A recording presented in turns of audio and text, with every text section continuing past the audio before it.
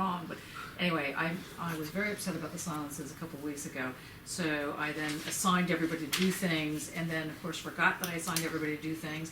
And so last week, or whenever it was, 2 weeks ago, I came in and I just gave a whole lecture, upsetting a few people in the class who will remain unnamed, in particular and this one as well. So we got a few people. So now I realize I've been a little better now. But if we can just go around and say what we're doing, and also I hope that will help you organize your thoughts, and also introduce yourselves to Guy. Stuart's first year AHRC M3C funded PhD. Faster! And he's very calm about this, as you can see. Sorry. You have to go on now. No, go on. No, okay. I'm looking at landscape romanticism, British landscape romanticism particularly, and I'm throwing in some folding, some herniating. Shall I get that back out? Shall I hold that? Yes. And then I don't yes. have to talk. That's a great idea, actually.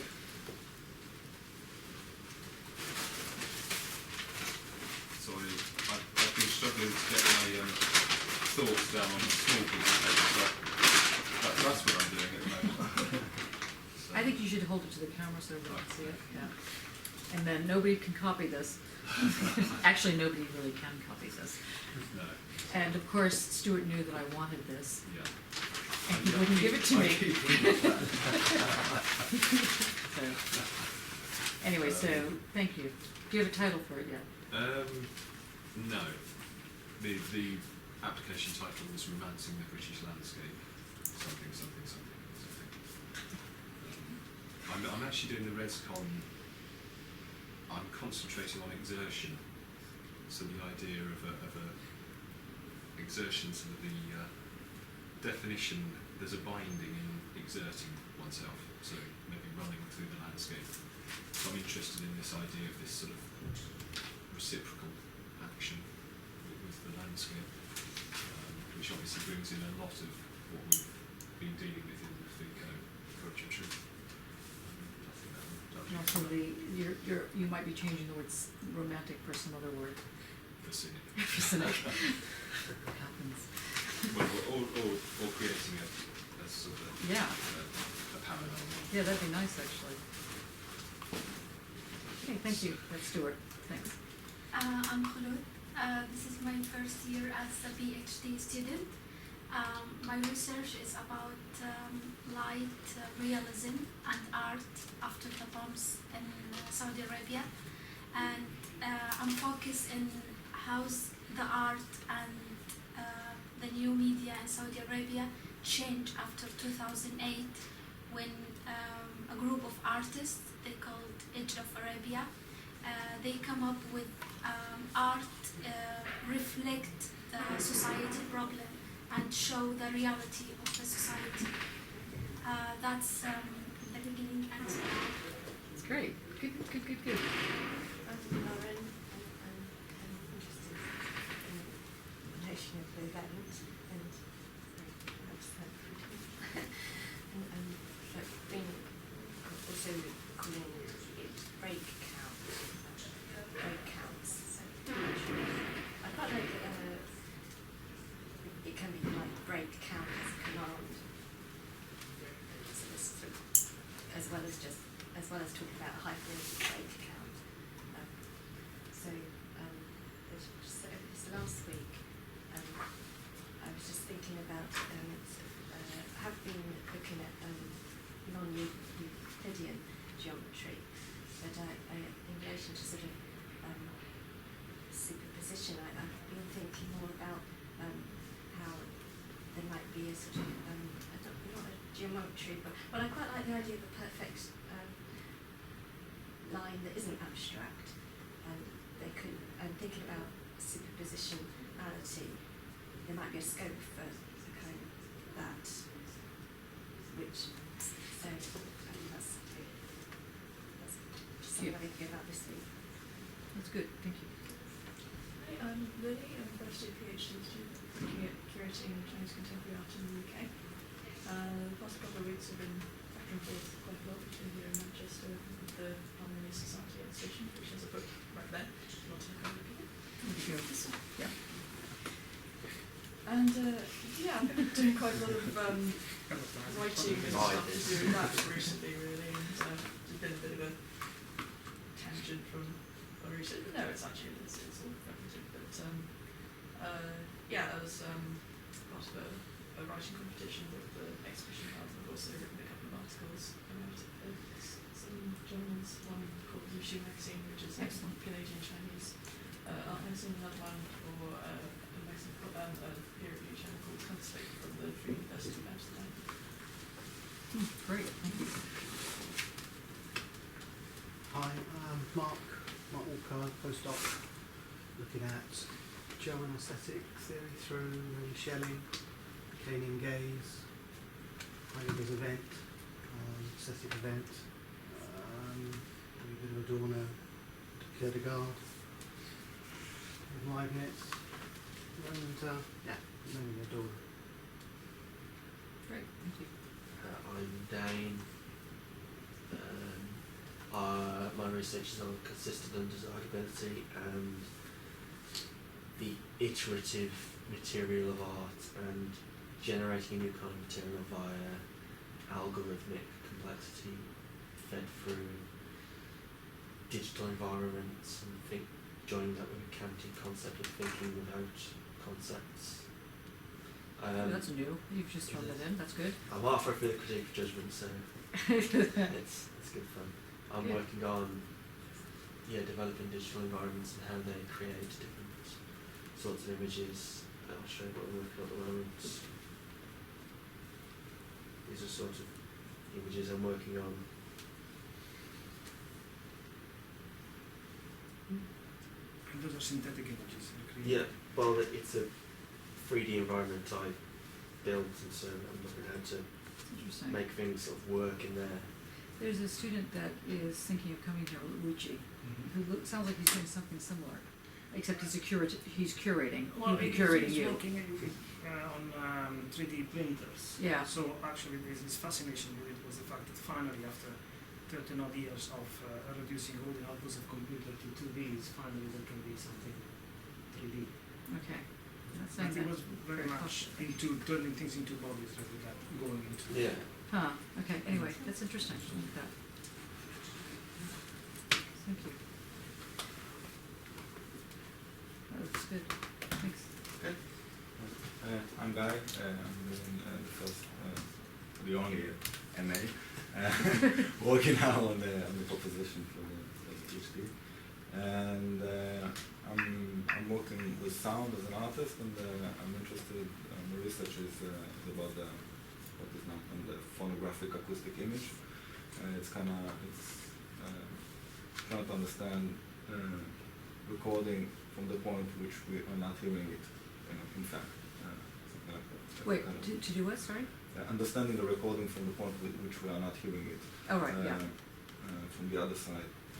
This is my research. Good, thank you. Hello, I'm Xin. My topic is Chinese media learn how to creative design lead to global success. And there's, Oh, right, yeah, okay. yeah, Right. that's my presentation this morning. I just finished that. Actually, I focus on creative design in Chinese media market. So I want to build a model to help the Chinese brand to redesign and reposition in the market and redesign, bundle redesign.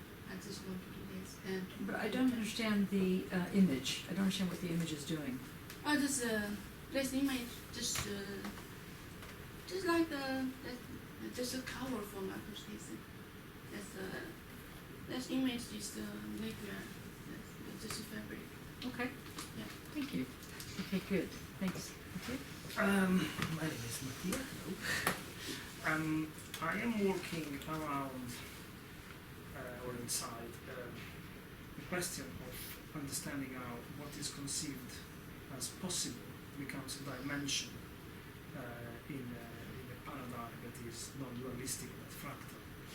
And big part of the argument is a renegotiation of the notion of transcendental as it was presented by Kant. Because there are I see two lines of development. One is the transcendental as a form of intuition, and the other one is the transcendental as a positive incompleteness of the idea needed to make sense of what is real, or what is real. However, I just had a very nice conversation with Laura, and she slaughtered my position. I'm a bit sort of humble. Okay. What I'm is? not encouraged. Okay. Okay, slaughter is a bit excessive, but nevertheless, I oversimplified some points which I'm criticizing, so I have got a lot of good work. Okay. So, Guy, we know each other, but I'm Ed, I'm first year PhD student, and I'm working on notions of the curatorial as they might apply to the production and presentation of live music. Currently going back to, or currently dipping into Adorno's negative dialectic as a way of thinking, getting into thinking about subject-object relations, and anticipate that I'll be looking at a comparative study or comparative analysis of modalities of material thinking through sound and light. Great. That's good. It's Makes good to sense. say. Yeah, that's nice. Yeah. Excellent. Jakob? Hi, I'm Jakob. I'm an artist and a PhD student. Until now. Now. You won't be able to Those start. depressions, gotta get them under control. Depressed PhD student. I changed title of my thesis recently, which I'm still not happy about, but I think I'm closer to being happy about it. So I abandoned palimpsest as a word, and I changed it. Well, I used the neologism of palimpsestuous. So right now it's the writing of the lower with the capital L, and interrogation to palimpsestuous making. The whole notion of palimpsestuous making, I think, seems more informative regarding that this is a practice-led PhD, that it's all somehow still made and produced in a way, not necessarily just written about. Palimpsestuous comes from the connection, the neologism from words palimpsest and incestuous, and I kind of find this nice definition of incestuous, being so close, so intimate, as to prevent proper functioning. Oh, that's nice. I found that definition quite interesting. Where's that from? Oxford Dictionary online. Yeah, I was looking through a few just to get the closest to what.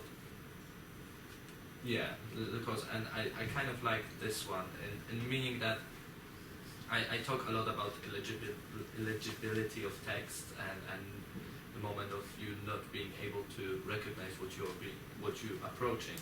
That refers to the gender studies, that refers to art, especially abstract art, that refers to the writing used in art. So you have this moment of not being able to recognize what's happening in front of you, and I think it's quite interesting, and I think it refers to that as well. Funny enough, I was just checking what we were reading for Foucault last week, that society must be defended, and he talks about knowledges from below. Yeah. And I thought that writing of the something like lower is a translation of scriptio inferior. That's a Latin phrase for underwriting in a palimpsest. And there's another phrase by, I keep finding phrases, I never know what to do with them, but I keep finding Latin phrases to do something with. But there's another phrase by De Quincey.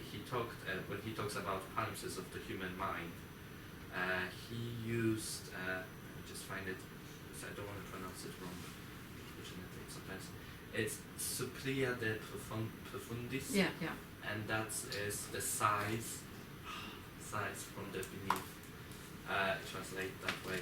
It's also like it's like Yeah. breathing. Yeah. It's not just a sigh. It's a kind of breath Yeah, onto something. breath from Yeah, it's beneath. nice. And Nice. I keep finding those nice Latin phrases. I don't know what to do with them, but they look nice. And I might tattoo them all over my face one day. Just figure out. Why not?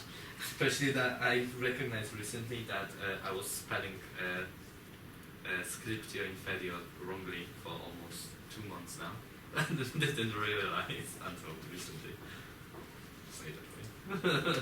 But it wasn't incorrect. It was mistaken. That's right. It was a It mistake. was a mistake too. Yes, that's right. It's a leap, but didn't quite work.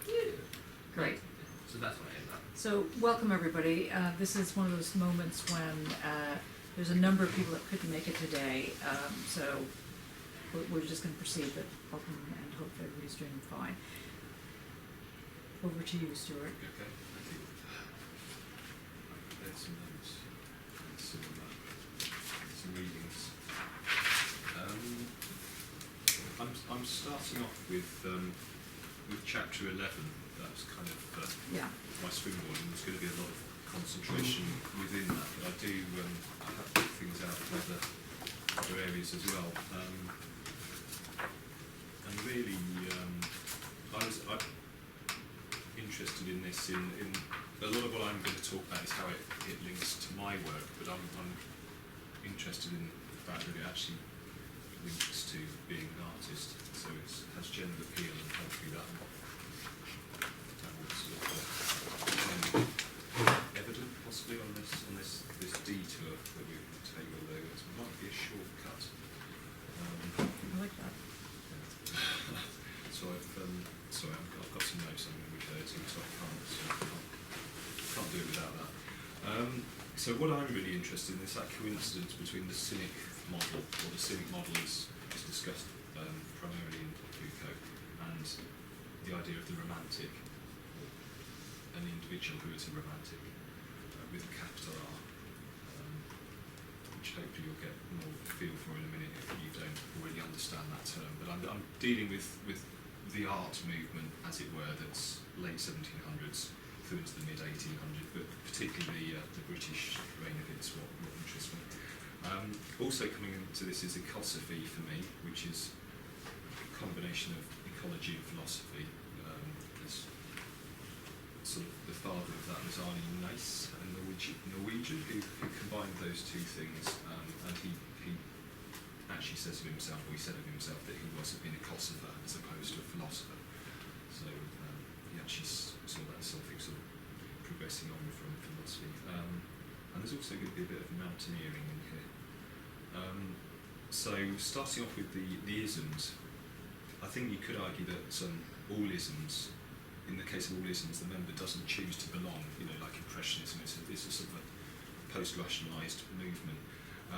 But I think in the bulk of those isms, there's a technique that's developed or chosen that sort of somehow aligns the artist to that movement. Whereas for Romanticism, I think that it's more of a coincidence. There's a spirit forming around the individual or group, and they are operating in a particular way. So they wouldn't have necessarily been previously romantic as such, but it's sort of something that creates itself through the process, through their process. Furthermore, these individuals or these groups are operating outside of or against or rebelling against a norm or an accepted path, perhaps. But it's a fight that goes on from within. So it's thinking of the Romantics. It's a fight from within the art world, perhaps. You know, within the body of the RA, perhaps. If you think of Turner, you know, he was a member of the RA, but perhaps quite an outspoken one. So there was some kicking of Reynolds going on, I think. And when he was a member, wasn't it difficult for him to become a member, or was that? Constable was the one that had even more. He pretty much spent his life trying to become a member. Yeah. And finally he did, and I think almost by then he'd given up. He was just like, I don't care anymore. Yeah. Hate all of you. Yeah, I think Turner sort of somehow was more acceptable. I think he was better at shooting. That's simplifying it a bit. But, Who was Reynolds? Joshua Reynolds. Who he? So Who he? He is it discourses? You know, Mark, you're asking me that because you know. Yeah. Is it his discourses? Is that the big tome? And so it's a way of an accepted You way. said Turner was kicking against him. Yeah. It's like the establishment, isn't it? Yes. So perhaps he personified classicism is the reading of that, just to simplify it. Yeah, that makes sense. So he was the RA old school, and Mm-hmm. certain members were coming in and sort of pushing against that. I also wondered about that idea that there's sort of something of a parasite thing going on there. There's a host. One can't sort of live without the other. There's something there, but also there's this idea of the destitute, which comes up in Foucault mentions on page 297, I think. I won't get that page now, but also on page 309 there's border figures. So there's these sort of peripheral kind of images of people which seem to, for me, to fit that romantic. If you think of Caspar David Friedrich, that painting looking out from the cliff, it's that kind of, in a very literal sense. But there's something about once the thing that's being rebelled against, once it's broken down by that rebellion, and the romantic in this case becomes acceptable, that's when the spirit's gone. And I think this fits in a bit with the everywhere idea, elsewhere idea. Perhaps that it becomes too focused in that of what is this way forward, and it's lost. And as with the cynic, I wonder whether, cynic and romantic, I wonder whether there's some sort of cycle to it. And I just kind of thought of King Arthur, this idea of King Arthur as some sort of personification of England that lies dormant until the time is needed. He supposedly sleeps under Cadbury Castle in Somerset, and when the nation is in need, he will arise with his army. Maybe that's a slightly different image of it, but there's something there of that sort of sleeping, dormancy, waking. I also thought of Nanny McPhee, which is a children's film, and there's something there. It's like when you need me but don't want me, I'll come. When you want me but don't need me, I'll leave. Which is quite a nice sort of, there's something in there, but I don't know why that popped into my head. And then I also, so I show this diagram now. That's this sort of outside inside thing, but I'll show that again in a minute. So yeah, I found Courage of Truth really rich for me.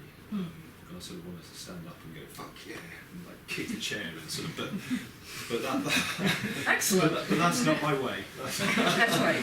So instead I'm going to read some Petrarch.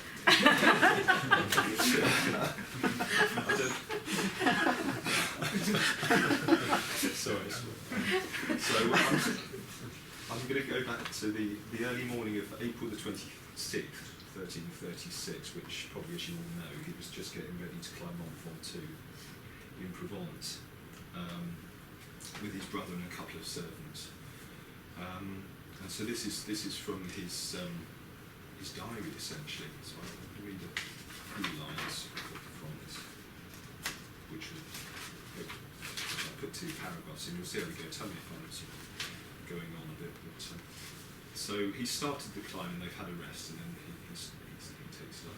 Upon starting on again, we went more slowly, and I especially advanced along the rocky way with a more deliberate step, while my brother chose a direct path straight up the ridge. I weakly took an easier one, which really descended. When I was called back and the right road was shown me, I replied that I hoped to find a better way round on the other side, and that I did not mind going farther if the path were only less steep. This was just an excuse for my laziness, and when the other paths had already reached a considerable height, I was still wandering in the valleys. I'd failed to find an easy path, and I'd only increased the distance and difficulty of the ascent. At last I became disgusted with the intricate way I had chosen and resolved to ascend without more ado. When I reached my brother, who, while waiting for me, had had ample opportunity for rest, I was tired and irritated. We walked along together for a time, but hardly had we passed the first spur when I forgot about the circuitous route which I had just tried, and took a lower one again. Once more I followed an easy roundabout path through winding valleys, only to find myself soon in my old difficulty. I was simply trying to avoid the exertion of the ascent, but no human ingenuity could can alter the nature of things or cause anything to reach a height by going down. Suffice it to say that much to my vexation and my brother's amusement, I made the same mistake 3 times or more during a few hours. I think if it's okay, I will carry on reading this next paragraph, because I can't remember which bit's the most personal. After being frequently misled in this way, I finally sat down in the valley and transferred my winged thoughts from things corporeal to the immaterial, addressing myself as follows. What thou hast repeatedly experienced today in the ascent of this mountain happens to thee, as to many, in the journey towards the blessed life. But this is not so readily perceived by men, since the motions of the body are obvious and external, while those of the soul are invisible and hidden. Yes, the life which we call blessed is to be sought from a high eminence, and straight is the way that leads to it. Many also are the hills that lie between, and we must ascend by a glorious stairway from strength to strength. At the top is at once the end of our struggles and the goal for which we are bound.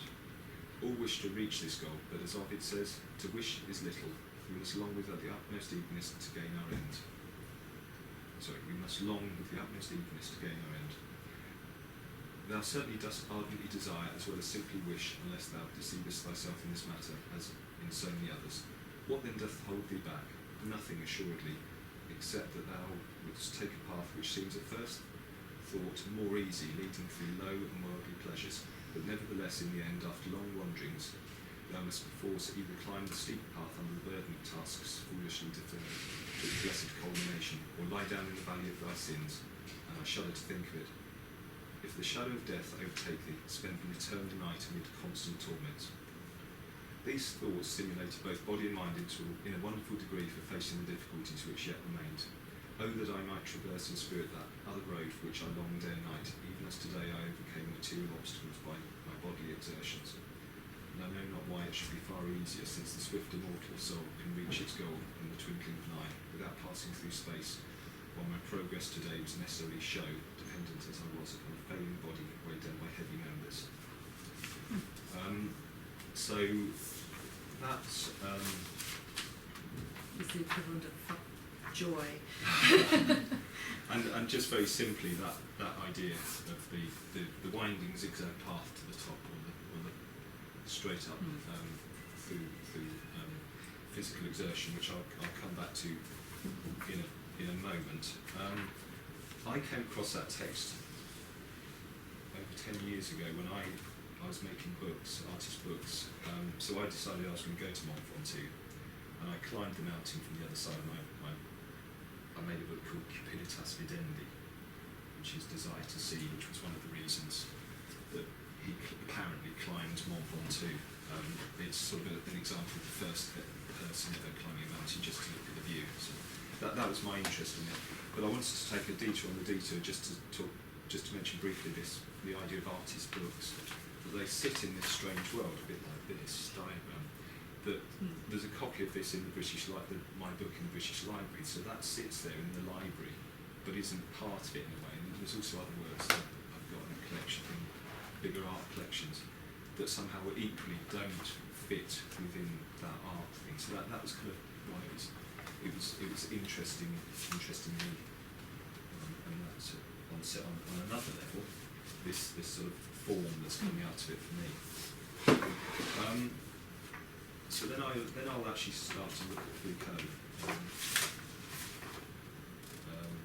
and start with the 2 strands of cynicism. So that there's the idea, there's a sort of a layman's version. So page 198, there's the layman's version, which is kind of this beggar in the streets. You don't need to necessarily. I'll be reading some out, but just in case people want to. But this is the first hour, right? Yes, first hour, 7th March, 84. And the fact that he mentions here becoming a philosopher by nature, that it's not something you choose. So that is so in a way, in my mind, for an artist. So that's just briefly on that. Then going back to page 197, Foucault mentions this idea of social landscape, and I wonder if this is something that's vital to the emergence of the cynic and to the romantic, that there's a particular there's a particular cultural or social landscape at the point that, and thinking of that King Arthur analogy again, that there's a particular state of affairs that leads to the emergence or the blossoming of a romantic or the cynic.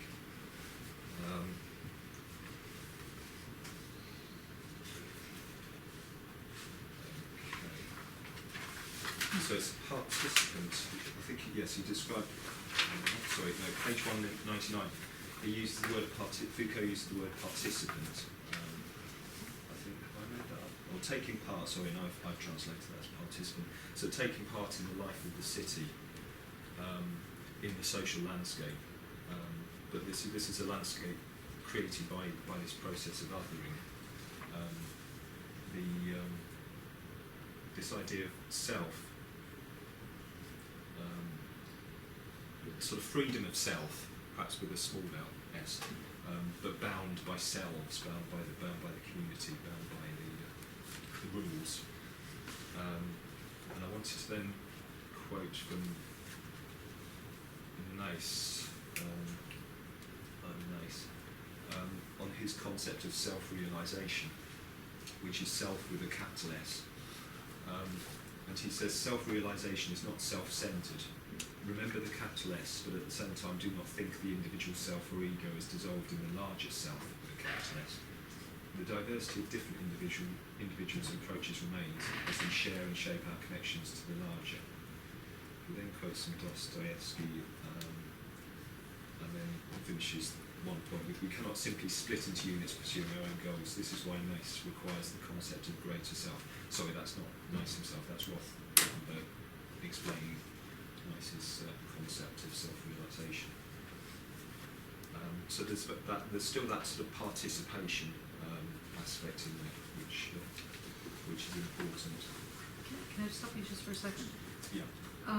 So you're suggesting that starting with the assent and just to see, just the seeing aspect, and the way in which that then echoes onto, creates a kind of echoed reflection as opposed to just comprehensive reflection.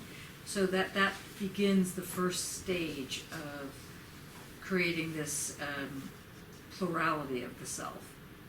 You're suggesting that part of it is kind of the crazy way of like getting lost but getting found, and then annoyed because of this, kind of all the things that come into it in the first bit, and then you jump to this thing, social landscape, which is, I'm thinking how identities are created through clubbing, through I don't know where you shop, whatever. Through these kind of the kind of urban aspect, and so I'm wondering if you can just comment a little bit about this sort of what seems like a bit of a jump, but isn't. I know it's not, between how you're understanding nature and the seeing and this sort of echo reflection on the one hand, on the other hand, social landscape. A lot of people think that Petrarch never climbed Mont Ventoux. So there's obviously the Christian aspect to what he's writing on. But I think there's something in that desire to see that people assume that's desire to see the view from the mountain, whereas it might be the desire to see inwardly or to see. So that I think the fact that it's a mountain is perhaps a distraction from many other contexts. But for me, it's an important kind of figure for in there. That's what particularly interests me, and I think it has that aspect of exertion. Yes, it could be a club. And so the exertion then is the kind of hinge that creates this dynamic of this toing and froing. Because what Foucault is developing in the beginning of Courage of Truth is the way in which this goes back, not back and forth, but that there's a plurality in the relationship, that you have to have the other, but the other has to also risk. Which I want to pick up in a minute actually on a note, but there is something. It seems to be important, this idea that you're not. You might imagine initially that the long way is the way, that's the logos route, isn't it? It's the learning, you take your time, learn. But as Foucault discusses, that's not That's actually the short route. Yeah, the short Yeah. route is it's about being, not learning. Right. Which, yeah, again, come with the word that I'll come to that in a moment. So that I might be able Does to anybody answer else, that. is everybody else on the same thing on this? Yeah. Okay, good. Okay, carry on. I've got too much. No, it's good.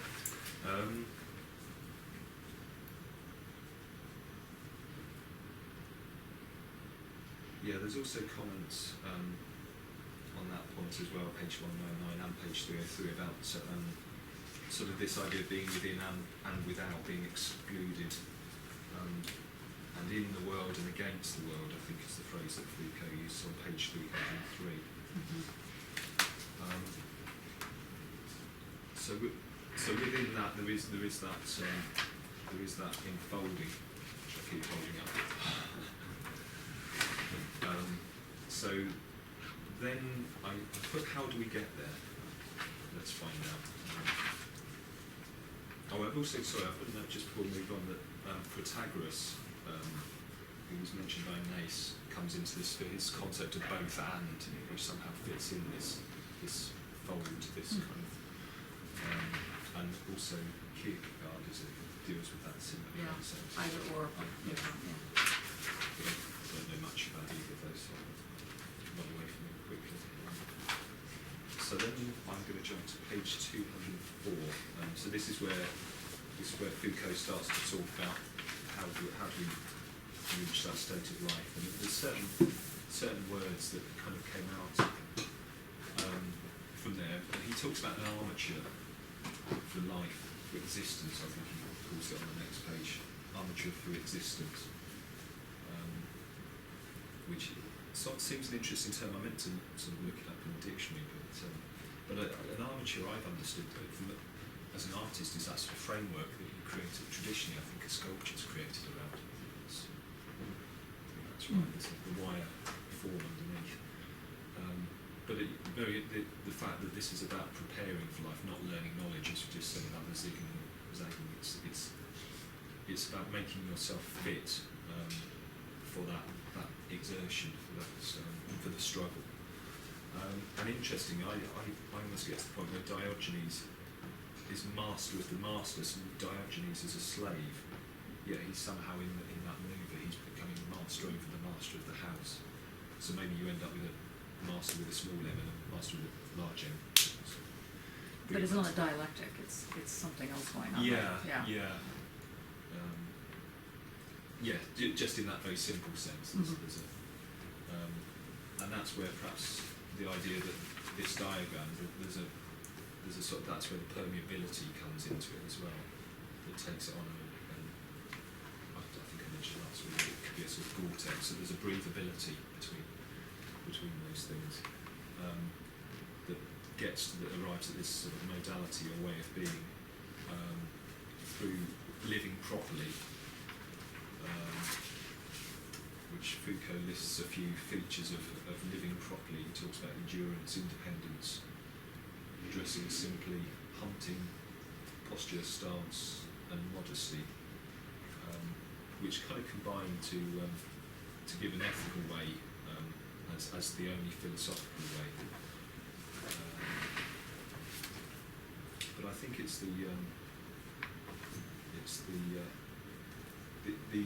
obviously from what I said earlier, it's the exertion part that is particularly interesting to me.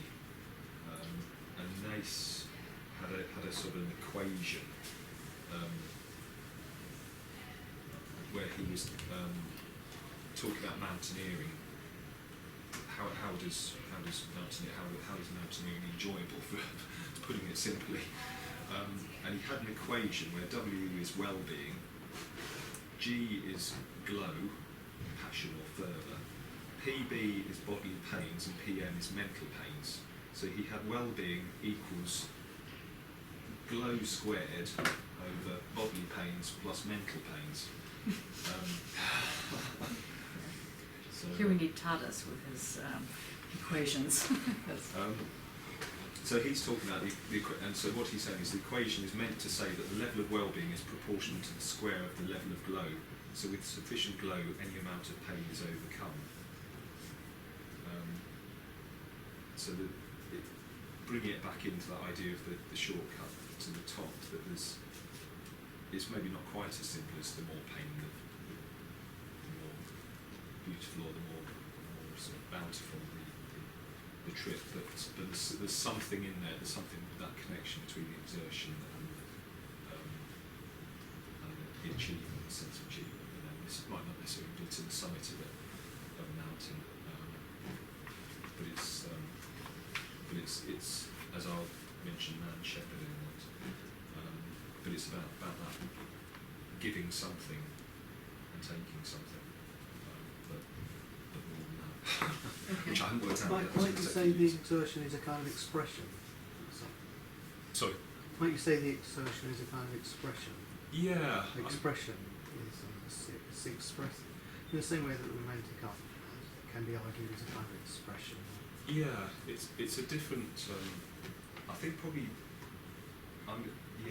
It's trying to tie between those two, but they're coming at it in different ways, aren't they? Although you could say there's tailored term tied to the last, that that's a sort of taking things to extreme. But that there's a sort of an offering, isn't there? Well, I was just thinking the same way that romanticism comes out of Schelling or something like this uniting of nature and culture, something like this, the subject-object, removal of the difference. So he talks about a state of grace that enters into our artworks, some of it being conscious, some of it being unconscious. So in your exertion, it's sort of like making manifest the potential of the body there to climb the mountain. So there's a kind of expression on the body. The body is expressing its own potential. So I was thinking like that, the romantic move is the act itself of climbing the mountain, which is an sort of expression. But why do you consider that romantic? The climbing of the mountain. Yeah. Simply because if the romantics are trying to sort of have some kind of relationship with nature and their own nature, then to climb the mountain, the exertion is that expression of their own nature and potential. He's talking about Plutarch, the first guy to climb the mountain. Yeah. Isn't it? So here we have this first guy who climbs the mountain, and then this opens with the floodgates for everyone else to start wandering about. There's like an expression of, say, Schelling's grace being this unconscious nature. That's the nature part that is made manifest through our own bodies. So I was just wondering, it's just chucking it out there, just thinking around. So I just want to make sure that everybody's on the same page here. So the romantic, the way in which you're using the romantic, and perhaps it's the same way that Mark is using romantic, is that person who has this relationship to knowing oneself via nature, via this climbing, this kind of thing, so on and so forth. But that's not, as far as I understand, really what the notion of romanticism was in art, was it? That's a general notion of, like, I don't know, the romantics. As you were saying, the romantics is not really an ism. It embraces a really captures a wide field of artists and philosophers at that time who don't really sort of become a very kind of a school, a genre, an ism, as you're saying. It's a very wide catchment. It's true, but the thing is that what is it that you're stealing from that wide catchment? Is it the fact of this relationship, this one-to-one relationship of nature, or is it that, in fact, it's the standing apart and being within at the same time? Yeah, it's that, and there seems to be this cycle to it as well. Yeah. And that I feel that it's that, so it's that different. And that's what's the in cynics as well. That's what's in the cynic, and that's what I wanted to redirect to, because I think that if one starts looking at it from the, like there's a being from the outside, and then you throw yourself into the shoulder to the wind, climb the mountain, all that. That's, let's say, an element of what becomes part of the lay sense of romantic, or even the like literary sense of romantic. But the idea of, in the art world, and what I thought you were stealing from it, was the way in which something gets shaved from one's nature. Something gets left like a trace, but it's not really a trace. And in that sense, it's kind of like Jacob's palimpsestuous. I mean, there's something that becomes very oddly radical in the sense that it puts down a root, but it doesn't change anything. It might just change the way in which one is creating oneself. And that's why I thought that your position around the original part in Foucault's Parisia, which was, when he was developing it, he was talking about it in terms of what it meant by risking in relation to another person who had to also meet one in risking. But you were taking this to bring it into, let's say, the context of landscape, in the context of the urban, whatever. So, and I like that. I think that's quite interesting. I think it's quite interesting that a city could risk with you, could meet you as much as you meet it. Yeah. That one doesn't just go into a city and drop in and just. To me, the romantic version, as it were, I know that's still the ick or the romanticism, is precisely that. You're dropped into a city and you survive it and you deal with it. But the cynic relation is that the city also rises up to meet you, or the land rises up to meet you.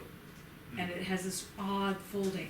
And I think that the art, the British romantic artist were falling into that side. They weren't falling into the usual form of romanticism that separated off the being. Do you agree with that, or do you think that I'm just making a leap there?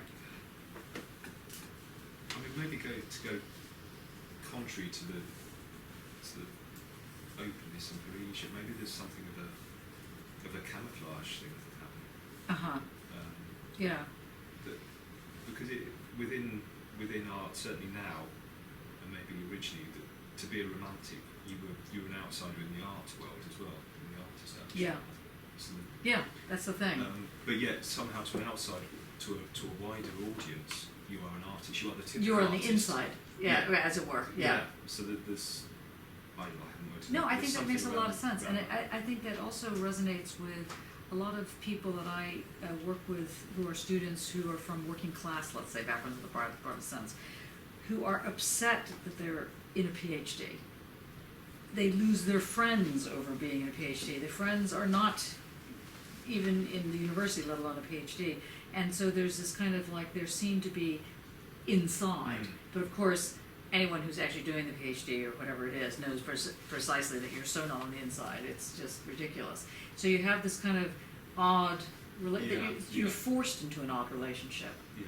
And so I guess my question is, what resonated in the Foucault thing that made you go, wow, yeah, this is making me go, yeah, that this was speaking to you? I mean, I think it was that bigger picture. It's the reading it. There's something in the detail, but it builds up as you read it. And as was mentioned, he is repetitive through this, and it can be a bit. But there's something that's sort of snowballing almost as it goes on. Could it be fair to say that, without trying to sound in the lay sense romantic, the land comes up to meet you as you come to meet it? That there's a dynamic going on. It's not that one is just climbing the mountain or whatever the thing is. That there's some kind of thing that goes on, an echo that goes on, a palimpsestuous thing that goes on, a resonance that it's happening. And I'm just trying to get, because I think that you're trying to derive this question of Parisia and the question of truth in it. And I like how that's going. I think this folds inside, outside at the same time, not at the same time. In fact, time doesn't even enter, et cetera, et cetera. You lose time, you find time, this kind of thing. I'm wondering if that is what you're kind of driving at, but maybe... Yeah, I mean, it's almost like since starting, whichever chapter that was when we concentrated on Parisia, there is a bit of a shift away, for me, a bit of a shift away from that as being the crux of it. Yeah, So, I think that's true. yeah. And I think that's very smart that you picked that up, because most people, when they're talking about this courage of truth, they're thinking it's Parisia, but it's actually this other thing that's going on.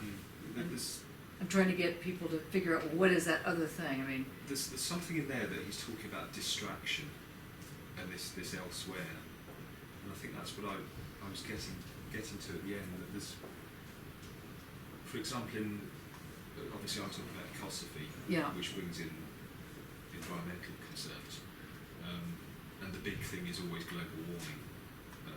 Yeah, of trademark, course. you know. Yeah, absolutely. And I almost wonder whether that's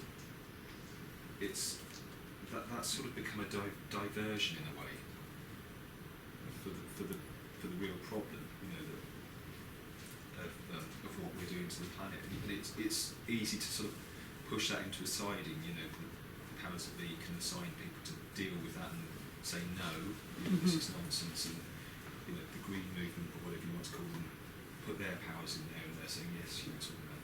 And whether that's sort of, and whether when he starts talking about elsewhere, it's that kind of thing he's dealing with. There's a kind of it's to be aware of these diversions, and but not to concentrate on, to somehow learn to look Sideways. yeah. Or to go at them And sideways. it's something I think about with cycling, that when you're going into a corner at speed or something, you know, if you look too close, you're going to get the corner wrong. You've got to sort of look through the corner and beyond the corner almost. So it's for me, it's something around that. I think it's brilliant. But that's later in chapter 13. Yeah, no, it is. I agree with you. I mean, you do have to go through the whole course, as it were, Yeah. to see what he's really saying in this. But before you go on, does anybody have something they want to add to this? Because I think that this is becoming. I just want to make sure that we're getting this slow burn. We're figuring out how it works. Like Mattia, in your work with the feedback loop, one thing that this would bring up, which I'm not sure if you're dealing with yet, is the way in which there's the sideways glance. Like, you know, because the way in which at first Foucault starts developing the Parisia is this way in which one has to risk, and there's a one-to-one kind of momentum, a dynamic that requires facing. It's very Levinasian in that sense. You face the other, and the other faces you. But you're talking about this sort of sideways thing. You know, and there's this other dimension or something. I don't know if dimension's the right word. Maybe because Dane, you're dealing with the dimensional side more. I'm just wondering, what's that right word where you come in askewed, something like that. Towards sort of a limit. Well, if the Parisia, if we're going to agree that the Parisia is this dynamic where the real Parisia is this dynamic where one meets, sort of not in the middle, but I give to you and you give to me, and it doesn't work unless that happens. You know, we both have to risk in that sense. That's the initial part of the Parisia, of the Parisic truth. But in fact, he then goes off on about the cynics and, you know, wandering and, you know, like all this kind of thing. And I think your nuanced read is getting to this way in which the glance or this exertion does something that creates this curve, where you're coming at it from a curve. This is where Deleuze is also important with this fold. You're coming at something sideways in order to actually see it, in order to actually have it make something happen, make an event. You're sort of going headlong at it, yet you're not. Yes, and you're going headlong at it by the mode of being. What I was trying to maybe get at was a type of topographical speaking, where you're on the earth and it's the exertion that is and then how you experience the exertion, which is the speaking of the earth to you. So as you were saying, the wandering course and then the straight course, we a different conversation of the earth to you. It's the same thing. Yeah. So I was sort of looking at it like Parisia, maybe I don't usually think about things like that, but things like that, a conversation with on the earth, you on the earth, and that being then the expression, and that then being with the first guide mountain, that then being the other, as it were, that becomes in our society this quest for kind of physicality, a kind of, you know, everyone's on, like yourself, Stuart, you're on a bicycle, you're climbing mountains. And that's what people do. People at the weekend, they go out, they wander here, there and everywhere. That's what, Visual smart. yeah, that's what they do. Yeah, they wander around, climb mountains, they physics, they do it anyway. So, but that is what is the other from the original. Yeah, some of us. Yeah.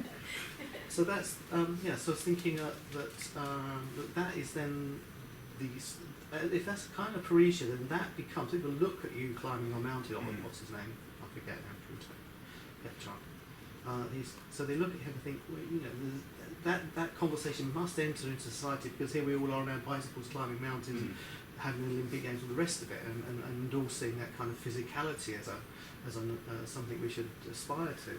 So that must come from somewhere. So I'm wondering if that is coming out. I'm just making this up. It sounds like stories or. No, there is something in there, isn't there? Yes. Again, what chapter is at the end of chapter 13 that he gets into that kind of idea? No, not 13. 17? No, I still then tie that. 17. Oh, 17. So then I would try and tie that. I know you'll want to look at the British romantics, right? They've still got their roots in the Germans to a certain extent, you know, how, whatever, you know, there's a body of water between us, I know. But I would like to, you know, somehow I would look at the roots back into Schelling. And especially Schelling. There's a huge influence on Coleridge and people like that. Yeah, I hadn't really noticed Schelling. Yeah. I can't. Of course, and he is stood next to Hegel, you know, so they're very different philosophers. But I mean, I guess what I'm trying to drive at, maybe Ed, you might even have something to say about this, is when do you know that what's happening is happening? Or to put it slightly differently, in the 21st century, when people tend to go to a party, some people, they'll videotape it and then watch the video of it to see what happened at the party, that kind of thing. Or, you know, they're not in the moment. The moment is happening by being recorded. Now, prior to the recording moment, the question becomes, in this exertion, is that when the knowing happens? When does the knowing happen? That's what I'm trying to, when does the Parisia happen? When does in the moment happen? I think it's in the truth of the physicality. You cannot. This hurts. You cannot lie about it. We can lie, but you know it still hurts. Even if you lie. I think that's because it's about truth, speaking the truth. Isn't Parisia is about being open to speaking the truth. No, but it's a very specific kind of truth. It's a truth that has to do with a communal ethicality. It's that form of the truth. So it's not really whether or not you're really cut or you're really in pain. It's not that form of the objective. It's not about being cut or being in pain, but it's about being able to touch that as a truth that can be expressed and therefore shared. No, I know. I'm sorry. I think that you're making a very important point, but it's not the Foucauldian point around how this truth is being manifested. Because to get back to the whole, wondrous aspect of the sensuous, the body, the sexuality, it somehow matters. It matters here. It's making matter happen. Guy? Yeah, I've seen it actually in this illustration that you made of the two roads, and that this kind of straight road is actually imposed in the. Can you show that? On the longer road, and this, so there is this kind of way to the truth, but there is also another way, which is, and when we consider it together, then I also see like the long way is sort of this kind of reflection into itself, and this kind of road going through it and with it and echoing it. So I saw this truth in that actually. And in your view, is that what you also read in The Courage of Truth? Yeah, I read it in the style of so it's kind of like this, but also it's like this at the same time. Yeah, it's because I saw it as this endurance thing that's and kind of persistent, but there is always this other thing that's going on, like this kind of cycle that you were talking about. It's there, and it's because it's also it's been all the time like kind of immediate, but also mediated. So it's been with it and actually seeing and criticizing it. So it's this kind of all the time. It's this movement. There's no solid moment which you can actually say. Okay, this is And does that have anything to do for you with acoustic? Yes. Well, it's because it's this kind of understanding which is it's reflected from things, but it also forms a thing, and you can grasp it, but you can grasp it without the other things. So it's always in relation to space, to objects, and if you see movement of sound. For example, in a room, then you also need to consider perhaps how each particular object is voicing it to you. So it's always in that kind of relation that things are actually forming. It's not. And in that relation where things are forming, that creates some sort of cohesion, let's say, or maybe a feedback loop. I'm not sure. Consistency. A consistency of incompleteness. Consistency as in both it makes sense, but also has a sort of material, like custard has a consistency. Yeah, but also That's interesting. Some thickness to it. Yeah, but then. Then also think about that, like those objects take something from that, something that kind of build in the room. So they also take something from it into they kind of yeah, they have right. like their own kind of memory. They kind of hold something. The object does. Yeah. The inanimate object does. Yeah. Okay, Yeah, just saying. it's I'm just going to make sure we're talking about Yeah. something. Yeah. So, let's say, are you suggesting then that is a form of paresia? Mhm. Are you suggesting that that's a form of paresia?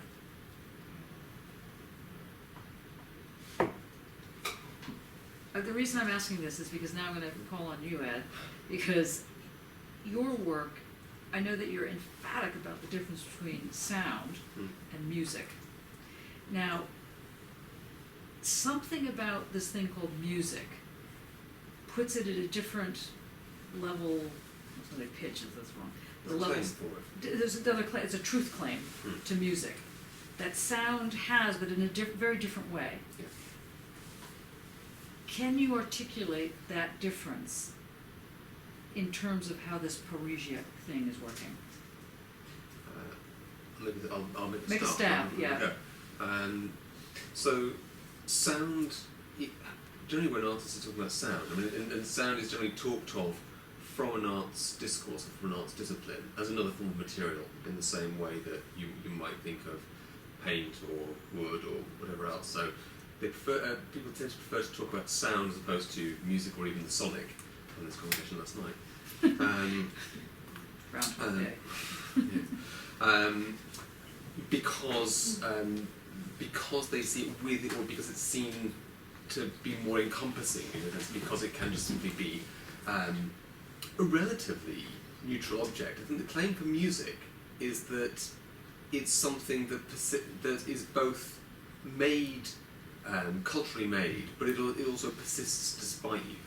So it's not that it's not a neutral. It's never a neutral material, because it's. I mean, my working definition of music is that it's socialized sound. It's got civilized sound. Well, yeah, it's got a there were very strong elements of that, certainly in any thought of it. So there's something about having to deal with the messiness of a material which is you're partly responsible for, but nevertheless exists despite you. So, I mean, the previous response to music that I'm interested in is the one of personal vulnerability towards it. In a sense, when you treat, this is why I'm interested in the subject of a relationship, because when you treat it as a neutral material, it's much more easier to master it or to dominate it. And it does what it is. It does what you want it to do, or in a sense you let it be. But in a sense, it hasn't already infected you. It's not already. It hasn't already implicated you in a relationship to it. With music, it's always already complicated by the fact that you have an existing relationship to it, which you have to you have to open yourself up to find what that relationship is, so you don't impose onto it. So in that sense, isn't that, I was hoping you were going to say something along those lines, so isn't that closer to what you're doing, Stuart, with the land? The land is more musical, let's say, and that's why you're using the term romantic, because it has some kind of sociality to it. Well, let's just say that it really always has this, but whatever. I mean, there's no such thing as a neutral take on a land. But having said that, there's something that you're talking about that's not mastering it, but it's requiring something of you, and you're requiring something of it. And the word responsibility came in. Yeah. Now, can you just elaborate what that word means? Because for Foucault, he's going to talk about the fact that one must have something to risk. Otherwise, it doesn't really count. Or it doesn't count at all, actually. Yeah. So can you just elaborate how you're using the word responsibility? Or do you want to talk about it in terms of the actual I'll thing that do you're a little opening up, and then I'll throw something in, and then if it's going to distract, then throw it off the table again. It's your call. But the responsibility is to. It's only by opening yourself up, by making yourself vulnerable, that you recognise that you have a responsibility to it already. When it's out there and it's not already, in essence, it is this kind of neutral material that's. It is just this sound. It's the hum of the air conditioner or whatever. It's not something that your responsibility towards it seems abstract. As soon as you open yourself up or make yourself vulnerable to it, your responsibility to it is very concrete. So it's in those terms. And the thing I want to throw on the table is perhaps a later echo, or a post-romantic or a decadent echo of Petrarch and these ideas of romanticism, which is in Thomas Mann's Magic Mountain, which has both this sense of community and there's the mountain is both a place as a sanatorium, but also as a site of illness as well. There is a sickness in that attachment to the mountain, to that idea of a cleanliness, of a not taking responsibility, and sort of desocialized that relationship to it. I'm thinking of another way into this. I read recently something regarding the problem of the two aesthetics that is both in Kant and in the history of philosophy.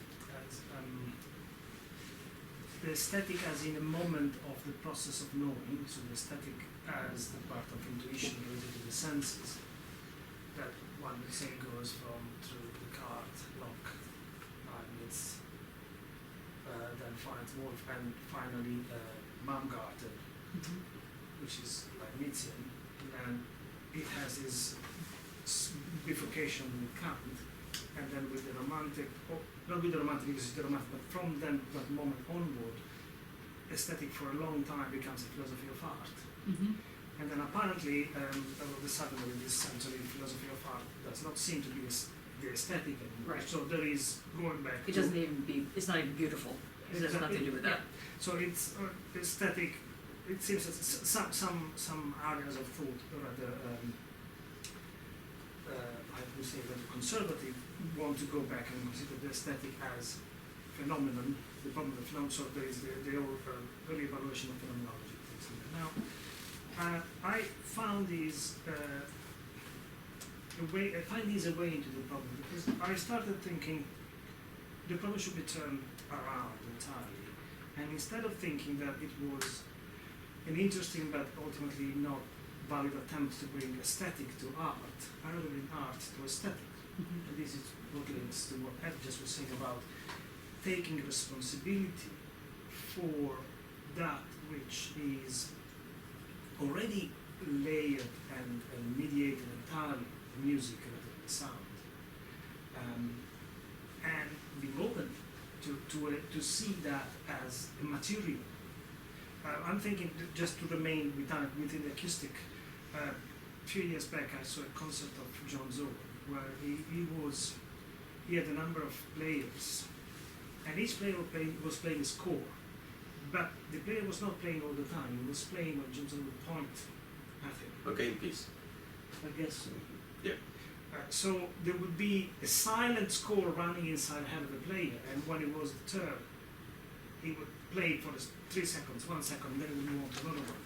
So the entire composition had become material for the For the hearers. for the hearers, Yeah.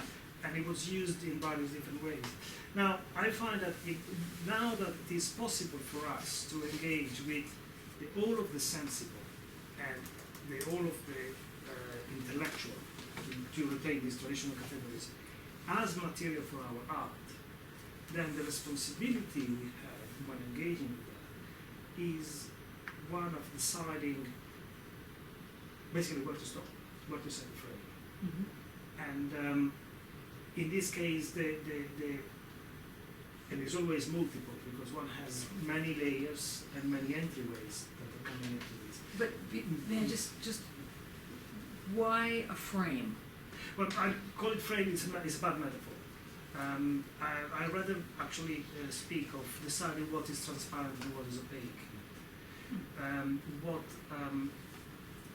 What is standing there for, or better, how do I choose the layer at which I decide, okay, this is a solid step, and this instead points to something else. I made a lot of work around these where I was still making things, although I wasn't really making things as objects, I was intervening in various ways of communicating. So the very fact that I was working with modes of communication about art made me work upon things that were entirely fluid and without body. And I had to find ways to give them enough body so I could step upon them, at least to get to the next one. And this for me is a way where the old distinction between sensible and categories of the intellect, or material and material, sound and music, are no longer valid. And it's the engagement of what I meant to see if they are no longer valid, all the partitions I used to move earlier are gone. So the engagement takes an immense amount of responsibility and risk into it.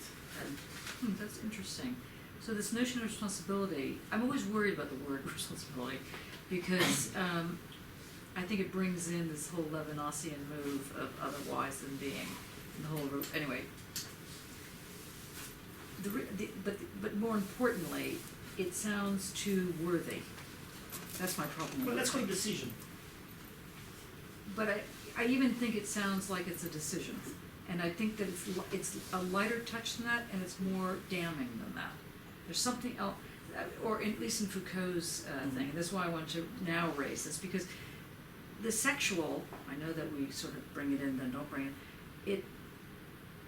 It is in this thing. It is the thing that makes you look.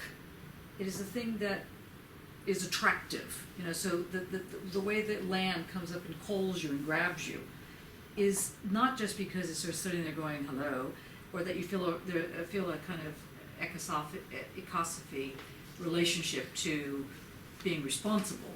Yes, it generates responsibility, but there's what I think that Foucault's trying to develop here is this ethics.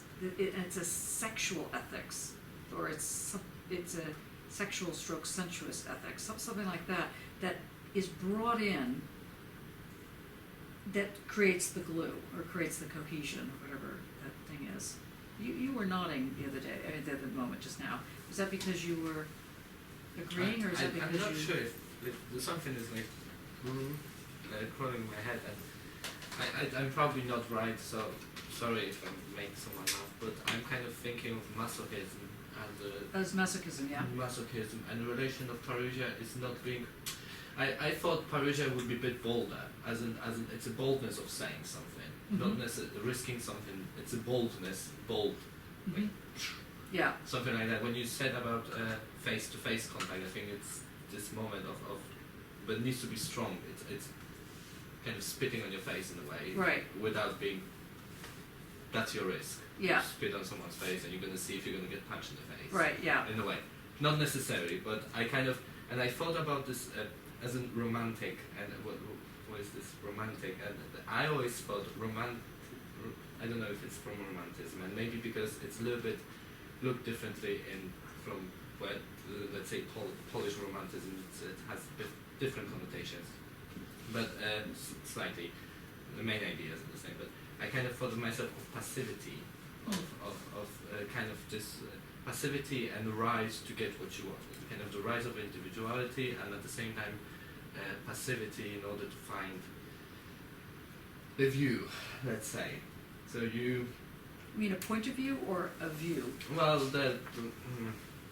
Both.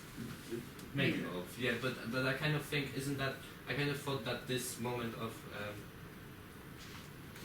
we're climbing, yeah, the kind of hiking, and we just want to be there because we want to see the view from the top of the mountain, let's say. I don't want to be here metaphorically speaking that now we're on the top of the mountain. Yeah. We succeeded. Now we have our PhD. Now we jump. Now. It's not there. Well, you're depressed. But for the purpose of being overtaken by the view. So isn't that the view that this thing is speaking Parisha to us, and we Yes. want the That's what Stuart's developing. yeah. So the Parisha is in our face and treats us as the there is a certain the sexuality of it. Also, there's a kind of we need to be punished in order to be told off. That's I'm interesting. thinking, Yeah. you need to walk. So you suffer in a way. Let's say it's physical suffering. It has something to do with that. And you get to the top of the mountain and you're being told off by nature that you're there. And the kind of it seems to me very masochistic, sadomasochistic actually, to get that. I mean, I'm from, like, it's funny, but you're talking about the romantic. I'm from this, like, where I'm from in Poland, let's say, we are very folk people. We have very strong folklore culture, which was, in Polish romanticism, was really sought after. It's kind of the same as, because we were simple folks. We lived simple life in the fields. No, just because we have sheep shitting on the gardens doesn't mean it was simple. Okay? That's not the same. Noted. No, but there's a whole fascination of the region, of my region where I'm from, regarding because there are mountains, there are lakes, there's kind of beautiful, like the beautiful part, the most beautiful part of Poland, let's say, and there's always this one miserable boy who's romantic who needs to climb that mountain to find God or something, I don't know. But works with a scarf, and that's my romantic. But there is this fascination with it being with no boundaries in a way, but being Infinite. yeah, being infinite, experiencing infinite, and it's because there is no boundaries in the mountains. There's maybe right now there are little poles maybe from there to there saying this is Poland, this is Slovakia, but at that time there was no boundary in the mountains. There was literally no lines that you couldn't cross, that you were crossing. It was just Except to fall off the mountain or something like that. yeah, but that happens occasionally. Does that sound near to you?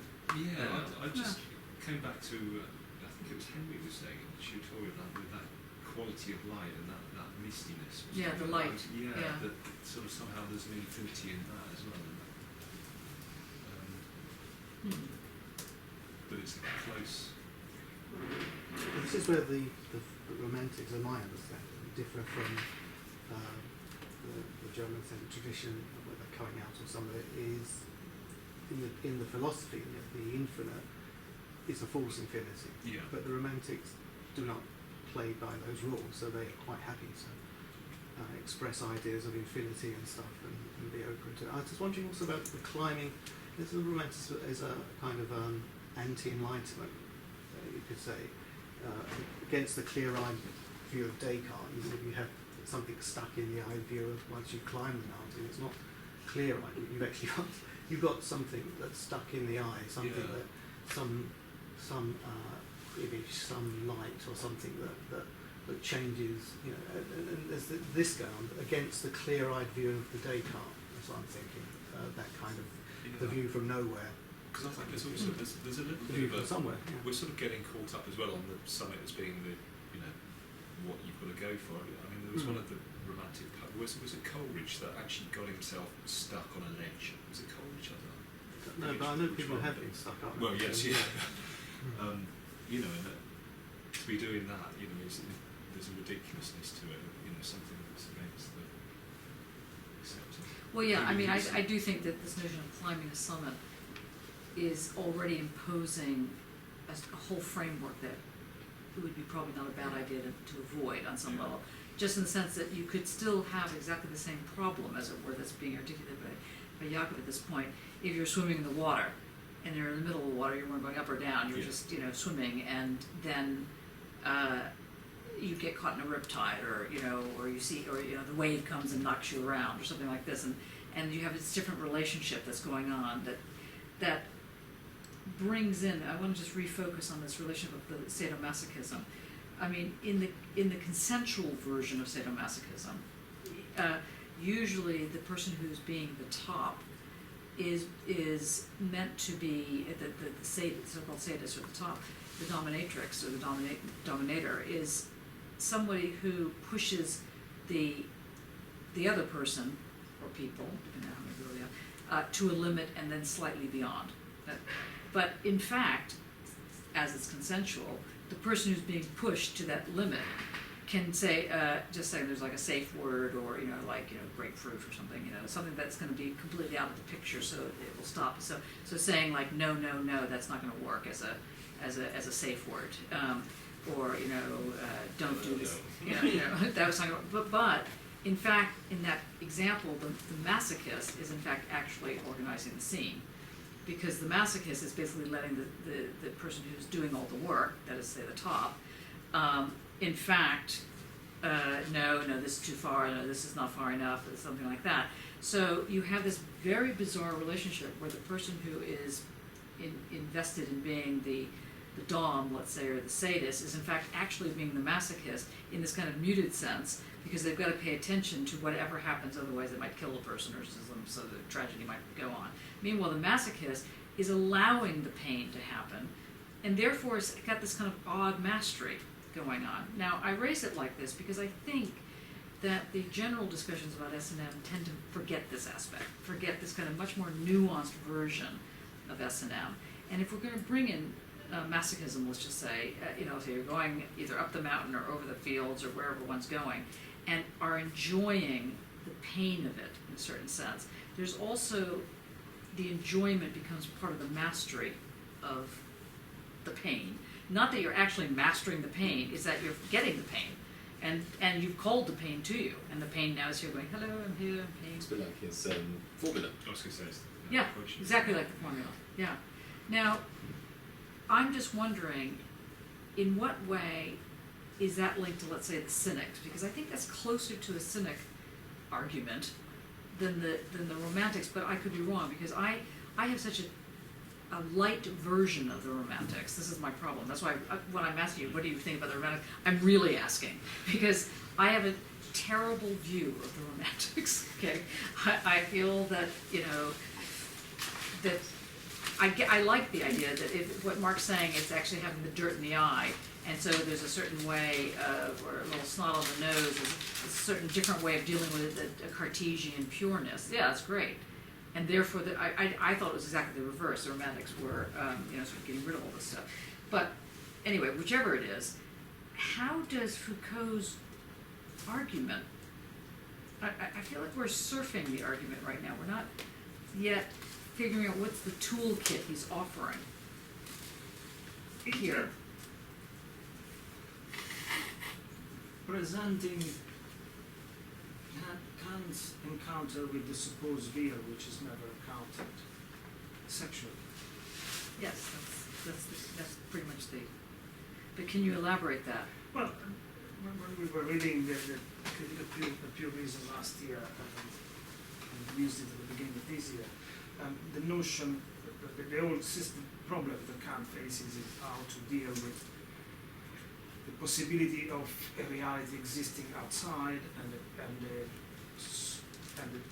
how this appears to be separated, or appear to be separated according to the arguments that were in place at the time, from an inner world, a world of internal feelings with outside perceptions, how the two can be brought together, are space and time, or were space and time existing per se or not, were they innate ideas, or they were created through the process of sensational knowledge, and it comes up with the solution that sounds like a compromise, but it's not. It says, remaining in space and time, they are forms of intuition for packaging something that is otherwise eroded that would never make sense. And by doing this, he somehow gives a lot of answers, but does not really solve the problem, because the problem of an external reality is forever left, pushed to the horizon, and at the same time it creates the object of experience becomes a scientific object, an object that is already packaged by the modes of measuring it, therefore cannot be debated as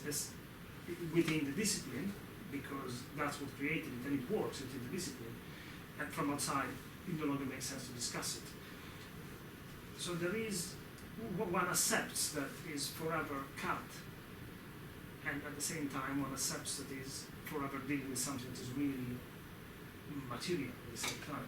And so in this way, Foucault gets rid of the sublime, which is usually associated with landscape and movement, and puts in this dimensional form of the sexual paresia, something like that. Is that what you're suggesting? Well, I'm now thinking, what if, because obviously the argument that Kant puts out is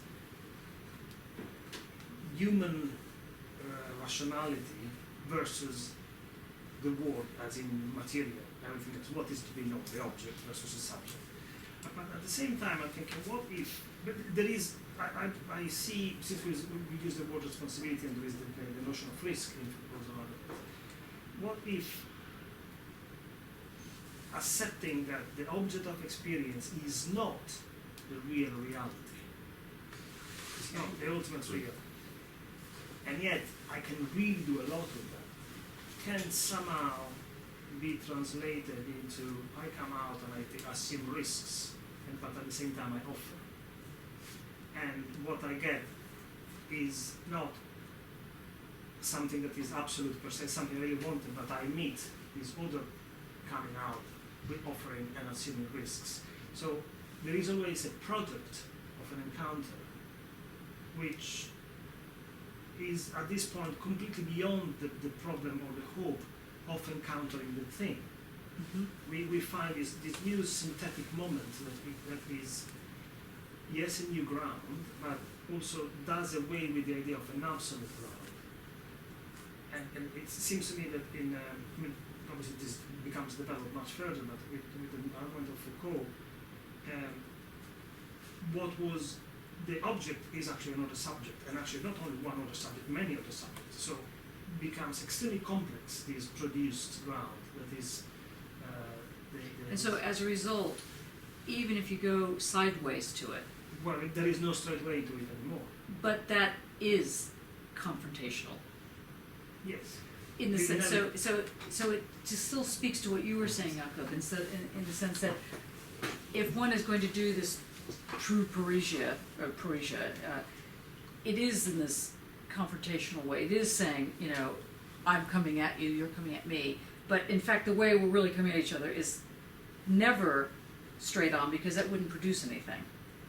It somehow it no longer makes sense. There are endless science fiction movies where the story begins with somebody being thrown in another dimension. So the way back makes no sense in Newtonian terms because there is no way back.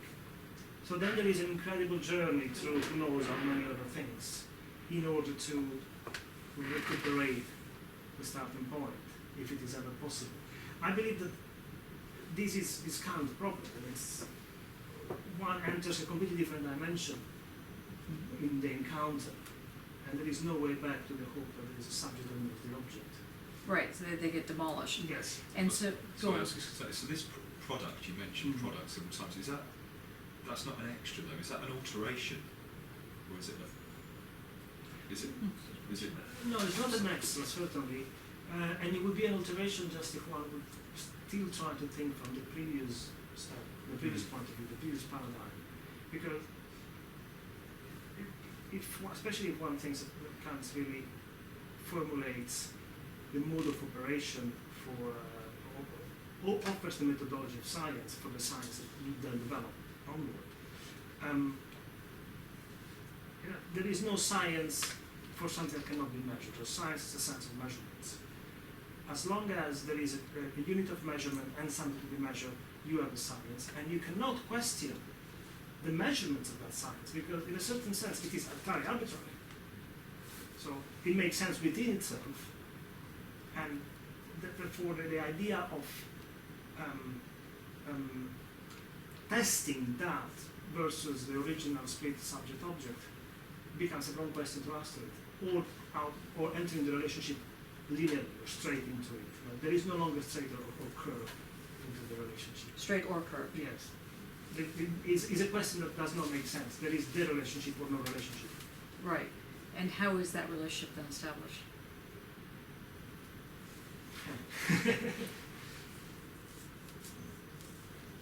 Well, Lauren, do you want to take it? Very, very well, actually. Okay, so no. Thank you. You want to take a stab at that? Because that is the nub of the question. And that's the one little part within your thesis, for example, that you still need to sort of slightly unfold, which is the clue. But in the sense that, okay, so you're not coming at something, and now we've done this long discussion, and one's not actually backing into it or coming at it as a curve. So how does it happen? So it's this pleating. Yeah. So go back to your other diagram, the kind of, the thing that you wear on the airplane. Sorry, that's what I saw when I saw that. That's me traveling too much. But yeah, you could put it that way. I'm talking this one. That one. Yeah, the airplane color. But I was also thinking there's a sort of Grasping? yeah. Or pleating. What do you mean? How do you mean pleat? Is that fold? Well, I'm sort of thinking, I'm sort of thinking literally, but in the way that fabric is, that there's a large It's ruffled. No. Draping. Yeah. Well, we know a We'll lot get back about to what your to do knitting with now. fabric. That's amazing. Let's put that is the question that needs to be sorted. He's getting at that. Let's go back to where because we interrupted your flow. Well, I'm kind of done actually. Oh, good. Well done. Sorry, what's the question? What's got to be sorted? Well, the question is, if the relationship that is required, if there is something that can exist in the way of creating meaning, by which we could call it identity, or we could call it just making something happen, take a place, the space takes place, or a location gets made in this gathering of some kind. Foucault wants to suggest, or does suggest, in very different ways throughout the lectures, that it requires a way that one has to actually give something of themselves, and also the thing to which they give, or the person to which they give, or the community to which they give, must give back. And it must give back at the same level of intensity of the giving. And in that relationship, something very different gets established than just trying to come up with a definition or coming up with a strategy, or, for example, your work in art and the braiding and the knitting, that there's something else that creates this, well, palimpsest, or palimpsestuous thing. Something is going on, and he wants to talk about that. Now, the question then first was raised, that was this full-on, well, it was raised in the sense that Jakob said, you're straight on, that the whole thing about Parisia is you will say something to someone, it might hurt them, it might not hurt, but you have to say it, this is the feature, the first feature, and then we were also talking about, well, it's actually not so straight on, you can, sometimes you have to go, like you were talking about backing into it, or going sideways to see the whole picture, you can't actually just look at it in this kind of literal sense. or you can't hear it in a literal sense. There's some other avenue that goes on. And so if it's now no longer a curved way of approaching it, and now no longer a frontal, full-on way of approaching it, what is this thing that creates the ethical bond? That creates something that he is saying is the basis of meaning in creating, I don't know, well, I was going to say creative life, but in creating something that is so significant that one pays a debt. Sorry to bring up the old thing. One pays a debt to Asclepius. For that to happen, for that moment to happen, for you to be involved, to give something of yourself that will require basically everything of you, is done not altruistically and not done for a purpose. It's done neither altruistically nor because you have a purpose. You must be fully giving. Now, you were saying that is the role of the, they were saying that cynic, but also the artist. You know, it's not a choice. You are in it, and you either do it or you don't do it in that scenario. And in that moment, a different thing is invented. And it's this invention that creates, Foucault's arguing, a dwelling, an environment around which a more democratic environment can exist. I mean, he's very political in saying this. That's why we're reading Society Must Be Defended Alongside. But we seem to have veered off that thing. Can I just, I don't Yeah. know whether this takes anything any further, whether it's just recounting. I just want to read some Anne Shepherd. Okay, why not? So she was writing in the 1920s, and she sort of breaks the mold of the lone male in the mountains, and she's having a bit of a resurgence in the last few years. So she wrote a book on the Cairngorms, which is a body of mountains in Scotland, and she's the short-sighted cannot love mountains as the long-sighted do. The sustained rhythm of movement in the long climb, because also it's part in inducing a sense of physical well-being, and this cannot be captured by any mechanical mode of sense. This bodily lightness, then, in the rarefied air, combines with the liberation of space to give mounting fairness to those who are susceptible to such a malady, for it is a malady, subverting the will and superseding the judgment, but a malady of which the afflicted will never ask to be cured. For this nonsense of physiology does not really explain this at all. What? Am I such a slave that unless my flesh feels buoyant I cannot be free? No, there is more in the lust for a mountaintop than a perfect physiological adjustment. What more there is lies within the mountain. Something moves between me and it.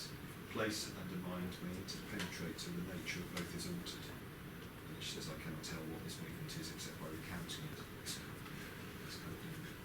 Can you read that again, just so people can hear it just one more I'll time? skip the Sorry. first bit because I don't think that's quite so relevant. But this bodily lightness, then, in the rarefied air, combines with the liberation of space to give mounting fairness to those who are susceptible to such a malady. For it is a malady, subverting the will and superseding the judgment, but a malady of which the afflicted will never ask to be cured. For this nonsense of physiology does not really explain it at all. What? Am I such a slave that unless my flesh feels buoyant I cannot be free? No, there is more in the lust for a mountaintop than a perfect physiological adjustment. What more there is lies within the mountain. Something moves between me and it. Place and a mind may interpenetrate till the nature of both is altered. I cannot tell what this movement is except by recounting it. I think it goes back to shedding and the unconscious. You know, there's something in the mountain. It moves me. I know not what. It's that the unconscious trying to make conscious again. It's that move between. I didn't get the unconscious in there. Well, it's something in the mountain moves me. I know not what is what she's saying. It's unconscious in that sense. It's not conscious. Something in the mountain moves me. That's what she's saying. For me, it's something that, in fact, she's talking about a malady, almost a madness, Yeah. a fairness. It's you're sort of fairy-led, or that's kind of. So there's something in the mountain that moves me, but she can't say what, and what she's going to try to say. But that it's moved That's her. what the and artist she's- do. The artist try and say what it is that moves me in the mountain. But I still didn't get that from there. Sorry. What I got was that it wasn't the mountain that she was actually focusing on. It was the relationship to it. It wasn't that there was something in this actual mountain that is calling to her. Come Oh here. no, well, no who And would therefore- think that? Well, I don't know, but I just want to make sure that that's not what was being said. But instead, there's no, I don't think that she was, maybe she was reading the 20s, There's but something in the mounting that moves me. I know not what. I took it as there's something in the rarefied air of being in that mountain that, you know. The mountain is the air. I mean, Exactly, so, I mean, it's but I don't very- think it's the object mountain. Like I was thinking when you were reading this, when I listen to really amazing music, Oh, okay. it's the same thing. I don't think there's an unconscious that's being discussed or even brought up. No, it's It's not just conscious as in a non-linguistic. There is an element Yeah. of especially the mountain, but can be other experiences that the romantics sought was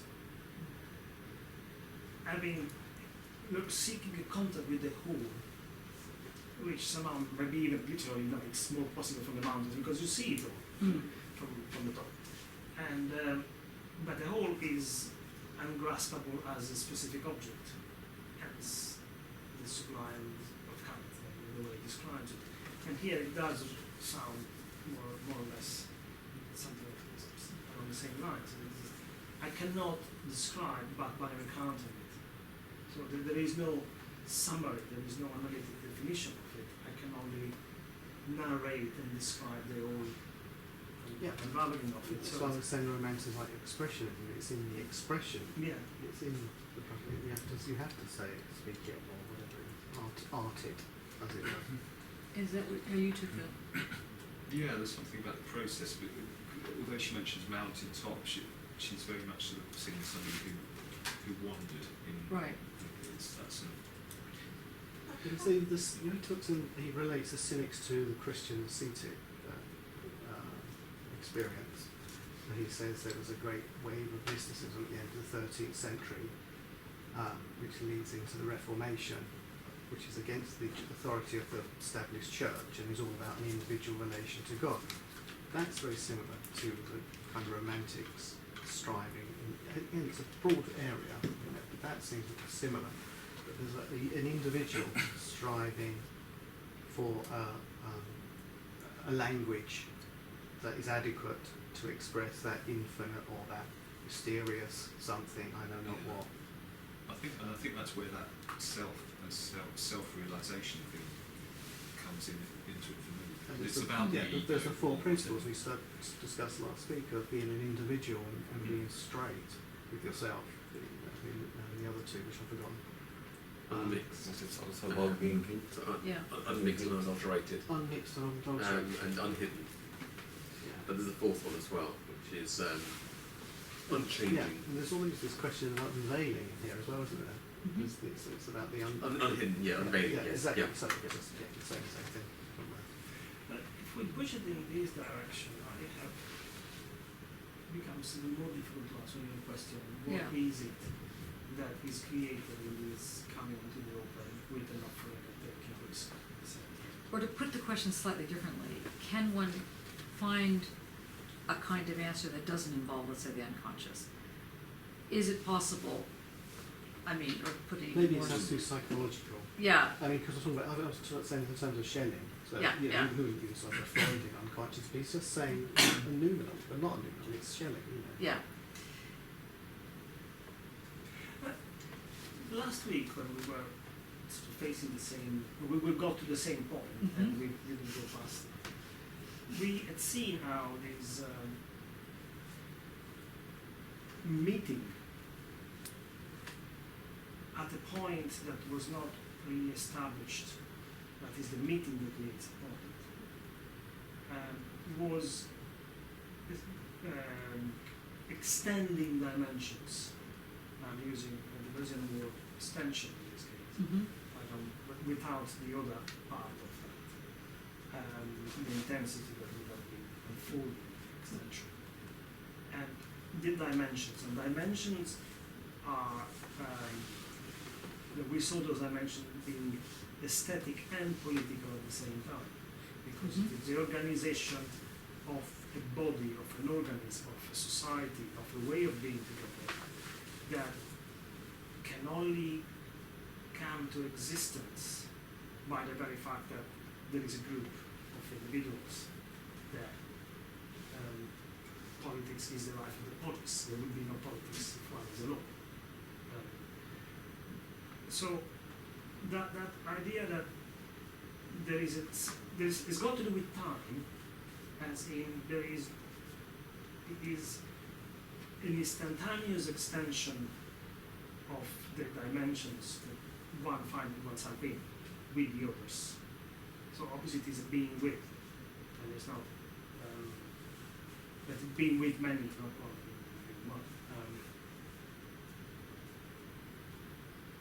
And it is an area where nobody is at the center of the area. That's also what I find quite interesting. No one's at the center of the aria. Of the area that it is. Of the area, opened, right? Not that the it aria. is- Like, I'm sorry. that it is opened by this meeting. Can I? Okay. Wait. First, Lauren, you were going to say something, then Guy. Yeah, so when you read that quote, it was a bit I thought was more interesting is she says that the nature of both is altered. So I think Yeah. that was sort of a key bit. And I suppose like it's sort of well I'm relating this to like how I consider nature is like I was thinking of questions of like the matter and this radical matter kind of aspect. So sorry, I can't sort of say. Yeah. Let's think. Okay. So we'll just put that on the table: the matter and the radical matter. I'll try to make this kind of picture because I was thinking that when I was reading it, and also this week I was having this text in my head by this poet, and it speaks about guilt and feeling the guilt that he has towards his family. And there is something in it, in this kind of depth that he feels that he has towards them. And I'll just make this kind of picture how it came to be. How it came to be. He left his family when they were living in Poland, and to move to Palestine as a young artist, poet. Who are you talking about? Avot Yeshurim. Oh, okay. Right. Sorry. Yeah. Right. And he moved to Palestine to kind of fulfill himself, his duty to himself, and he got rid of that family in that way.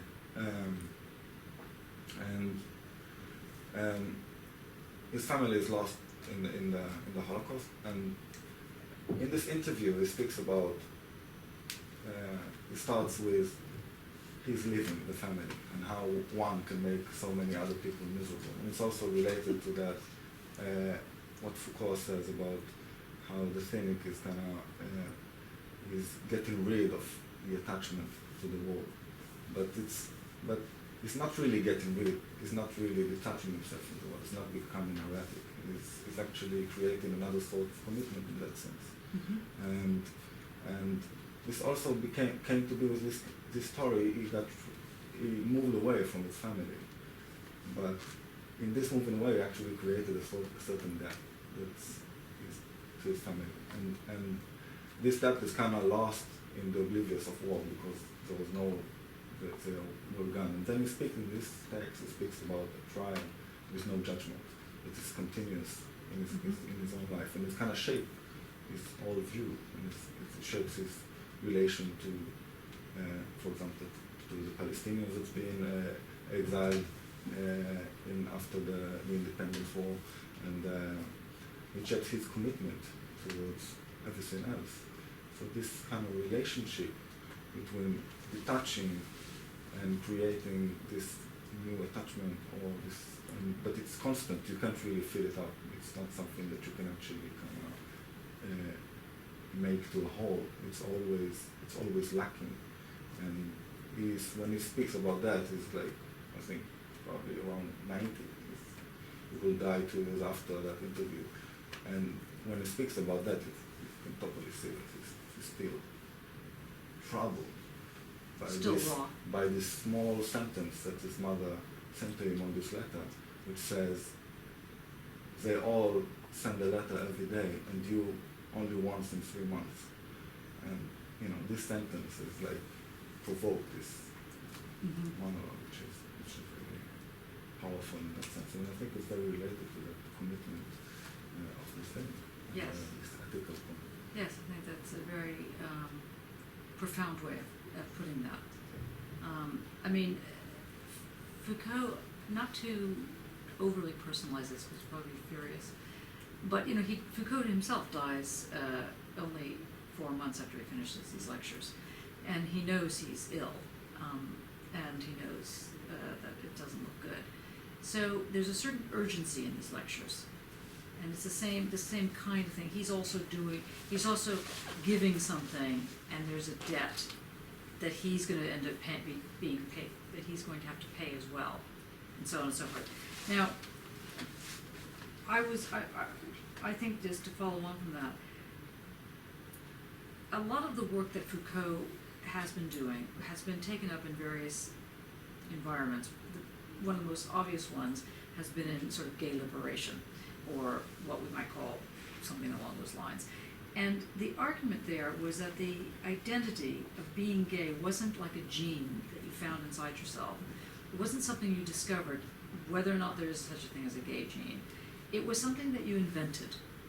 But to invent something as pernicious or as problematic, let's say, as being gay, because of the suffering that would cause the family, for example, or the disappointment, or any of these other things that would go on the one hand, and the move to continue to try and find not so much like-minded people, but to invent the like-minded people. It wasn't a question of finding them. And that's why it requires this kind of fire that this non-other group has to also bring to the table. And so you have this weird relationship, which is why I still think the land can do this. I think the land can also do this kind of thing because it requires a certain kind of selfishness to make that move. And all intellectuals have to have this selfishness. All artists have to have, there has to be this thing where you go, thank you very much for giving me life. I now must leave you and cause you pain. Sorry, onward. This kind of thing. And he's trying to talk about that because it's not so much that one cuts oneself, it's that it's this unsealable pain that everyone who is involved with this kind of major invention test is creating. And you don't have to be gay to be involved in that kind of test. So the next level up from that, or whatever, the wider way of putting that, is that one might make the argument, and I think that many have tried to make the argument with this book, is that he is throwing out an epistemological move that says that all grounds that anything that creates meaning, I mean, when you're creating shows, the way in which it actually works to create that kind of fission will in fact cause a problem somewhere to your, let's say, original family. And that you must create a so-called new family. He's going to call it a community, but it's the same idea. You must create this new thing.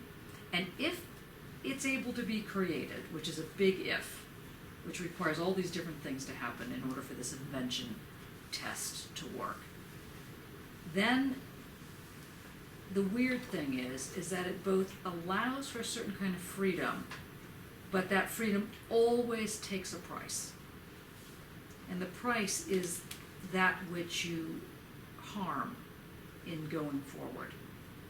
Now, the harm isn't like destruction of the environment. So it's not like the Faustian version where progress has to be made and it's just tough that there's climate change, this kind of thing. It's not that Faustian move. It's a different kind of move, and I'm not yet certain whether or not you've been able to begin to unfold this, to see the nuances. I mean, your work, Mattia, gets into this very gently and very delicately when you start talking about, the way in which these feedback loops operate. And yet there's still the sexual that you're missing, or the sensuous sexual. Mm-hmm. Because at the moment, the way in which the argument's going, and I say this respectfully, I don't mean it as an insult, that has to come in as an addition somehow. And he's trying to make this as an epistemological requirement. I understand that that's the side of the sensual and sexual. And I also thought I understood the element of debt. As long as we thought of a debt that does not exist inside a pre-existing economy, but it is a generated debt. Yeah, it's a Because generated debt from the new economy, let's say. from the new economy is toward the future, the debt is not toward the past. This is why I was a bit thrown off by Okay, the yeah, I idea can see that. That's of taking, of having a debt behind my shoulders, and then having to repay those that I somehow hurt. yeah, that's because probably true, actually. the debt, the way I understood it earlier was that I am indebted by the fact that someone else accepted the risk I took with an equal amount of risk. And I'm not paying back the debt to that others, but I am living for the community to come as a ground. I'm paying them. It's a very interesting way of setting up an economy, because I am paying for what I've built, and yet it is not ultimate alienation, but the opposite. Yeah, and it's not ultimately ever closed. No, obviously Right. not. But also, it's not. It would sound paradoxical that not only I labor through it, but I also pay for it, which is also what we're doing now. Instead, what Foucault seems to be saying is exactly the opposite. We are through the risk and the chances, to the offering and the risk. We are creating something, and therefore we owe to keep this something open for the next generation. The next generation sounds a bit simplistic, but we owe to keep it open for all those others that might come to it. And so in paying the cock to Asclepius, who is the healer, in paying off a debt to Asclepius, what has been healed in this argument? Well, the community is kept open. Right, so what's been healed is that the community doesn't become fascistic. What's healed is that Yes. what's healed is that one maintains, by virtue of this exchange. So what you're saying is that had Socrates accepted to be saved in his body form, he would have closed his stitching. Yes. He would have fixed it, and nobody could have actually entered it and relived it, because he would have been betrayed by the very fact that he had saved himself. Mm-hmm. And so, but to go back to what Stuart's saying, this thing that then remains open is open by virtue of the fact that living entities must get in there and not assume the roles, but must reinvent the roles on a continual basis. And that's why the romantic stroke cynic seems to speak to your project, let's say. It's this keeping it open. It's very political that's happening here. But it's not the political of climate change warriors, although they could come in. It's a democracy form of the political of the environment in this sense. Because you're calling the environment, it's not so much that you're anthropomorphizing it, it's that there is actually kind of what Guy was saying, that an object does speak in some way. Now, because when you were reading this, I was thinking about I've mentioned many times my wonderful horse Manhattan, which he was named Manhattan because it's a Ojibwe for where the two rivers meet, and so it's and he was a paint, and he was Indian horse, this kind of Ojibwean horse. He was very wild, and we used to ride.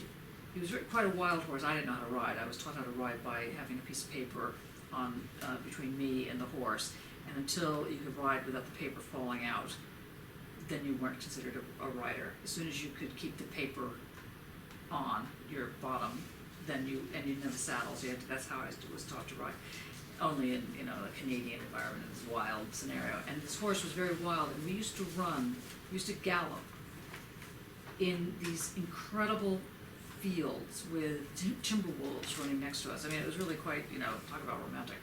And there was something so exhilarating about that. And we would do this for quite a long time, sometimes for hours. Of course, we wouldn't be galloping for hours, but we would be riding for hours. That there was a kind of almost a centaur thing that happened. You know, there was a oneness that went on. And that's what I mean, in that sense, he was kind of like the mountain, in a certain way. Because it was the process of this.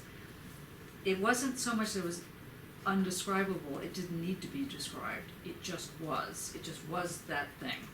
And this really amazing galloping scenario that would happened precisely because, in this case, Manhattan gave to me as much as I was giving to him. And that's why it worked.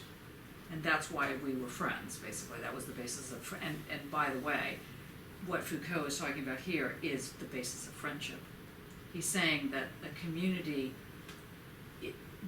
yes, a community must be based on love, but what trumps love is friendship, but it's a friendship that allows for the sexual. So it's a very, you know, I mean, it's not saying that you have to be having sex with the entity. I wasn't having sex. No, I wasn't Mary, Queen of Scots. I wasn't having sex with a horse. But it was absolutely sexual. There was no getting around that. And nor did I want to get around that. It was a very sexual experience. And so it was a sexual friendship. And he's saying that that's what founds the open community. The ground. That's what actually the ground is about, is the sexual friendship. But it costs. It will always cost. But I'm trying to understand it, to refine the understanding of it. If there's a sexual friendship in here, does not come in as a metaphor. No, it's not a metaphor. And does not come in as everybody having sex with everybody all the time either. Sadly not. Sorry. So there is an element, I have more an image of it than words for it, of really. What's that? Don't. Lauren comes to life. of trusting, because of trusting the older orders. That, and in that trust, one is without defenses. But and it's reciprocal, so everybody is also trusting everybody. Knowing that I am vulnerable, exposed, naked, but that's the only base upon which I can enter into a relationship. Mm-hmm. And in that sense, it is sexual. This is the openness, the vulnerability, and all the good that can come to that, but also all the risk that can bring. And that's not just a conceptual openness, that's a felt openness as well, isn't it? That's right, yeah.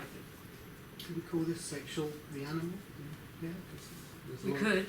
I don't know if I'd want to.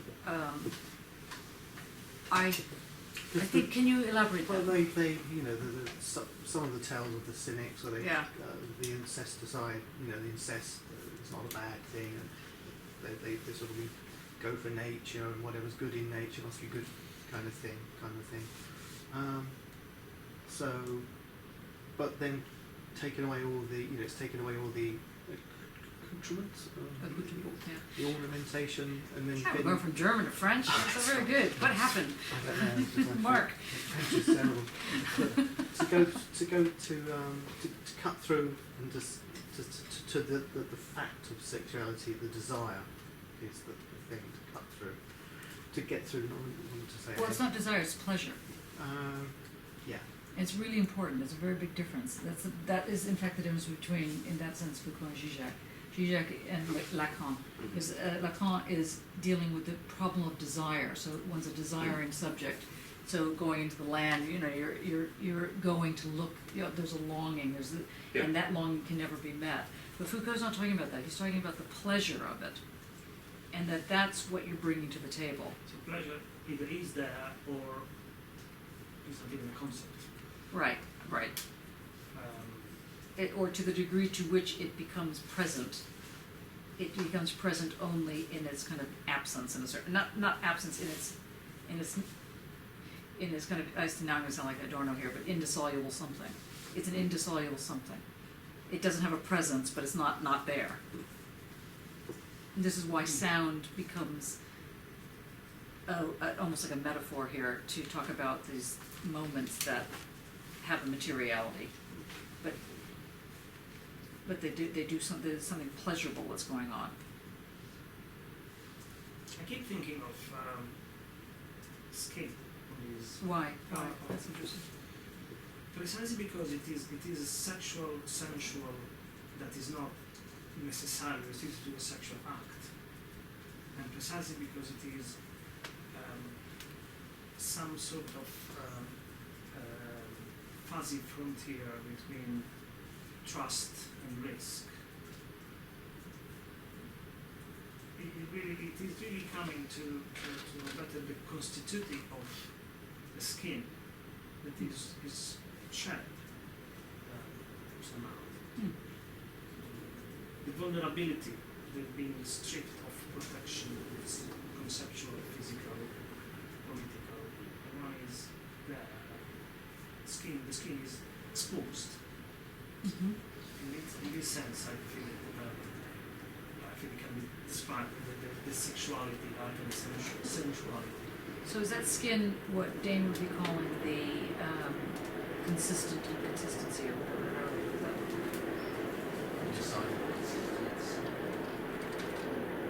I'm less following the silent perspective, the consistency in the sense of the skin, as in the surface that does not need to, it no longer refers to the ground. It is internally cohesive. Except there's no internal. Well, it's internally cohesive as if, in the sense that it is generated by the participants, therefore it only plays among the participants. When one more participants, there is no inside outside. In this sense, it is internally cohesive. It does not need to refer to an origin outside the ground. Okay.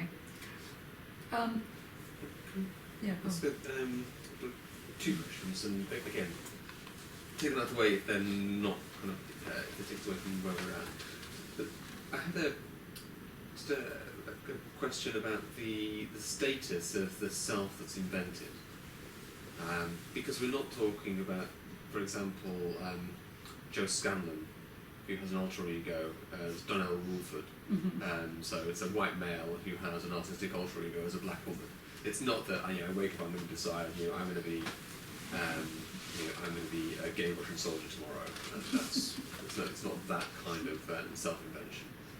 But what kind of self-invention do you? Yeah, good eyebrows. I don't have a uniform. What kind? Not yet. I think it's the answer.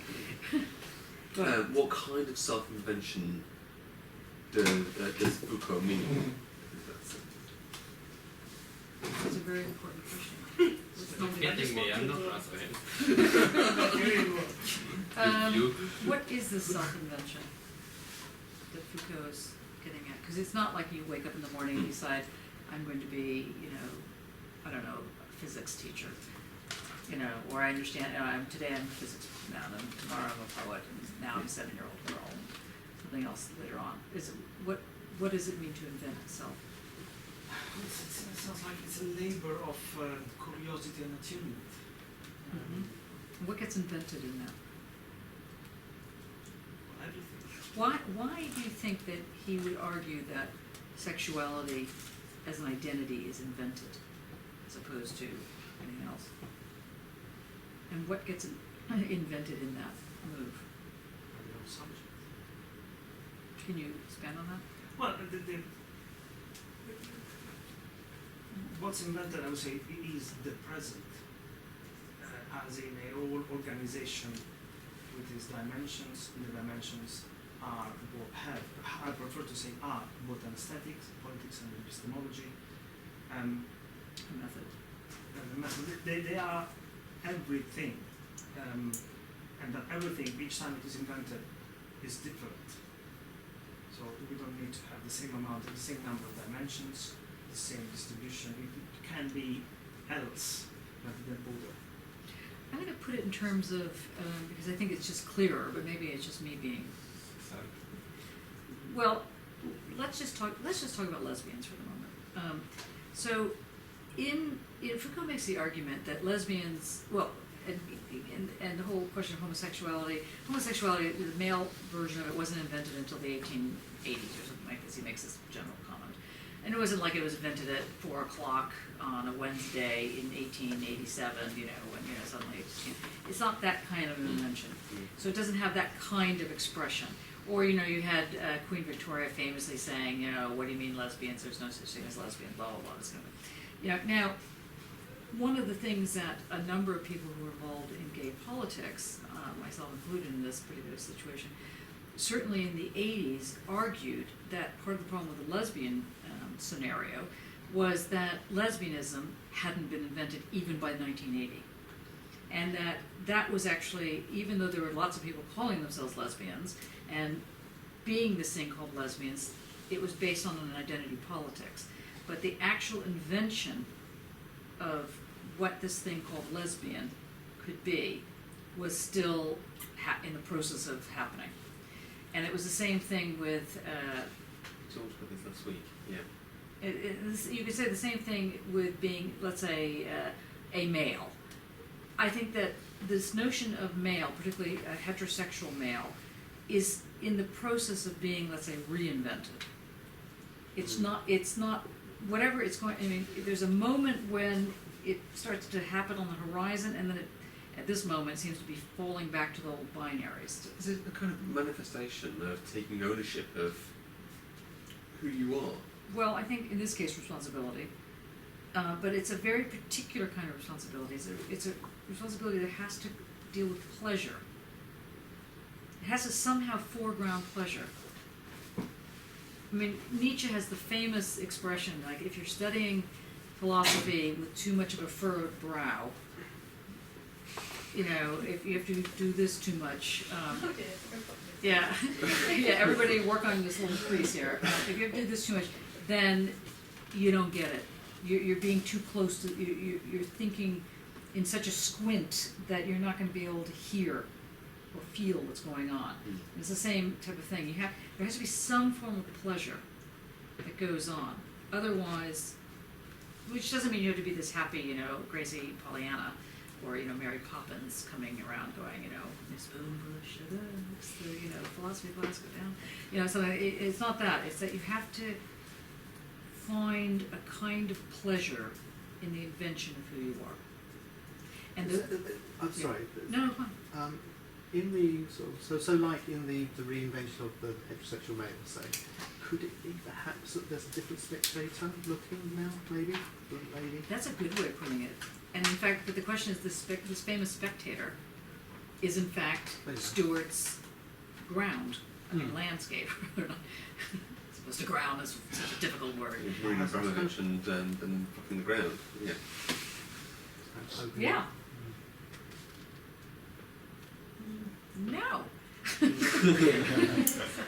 Thinking when you think about the skin thing, it's really skin sort of tend to sort of think barrier, but really the powerful thing is the temperature is what you sort of notice On skin. Yes, and that goes through the skin. There's a pulse that goes through the skin. That's the bigger part of the nature of both is altered at that touch, sort of, or even if you're just in a room, the temperature of the room permeates and sense of pervasiveness and interaction.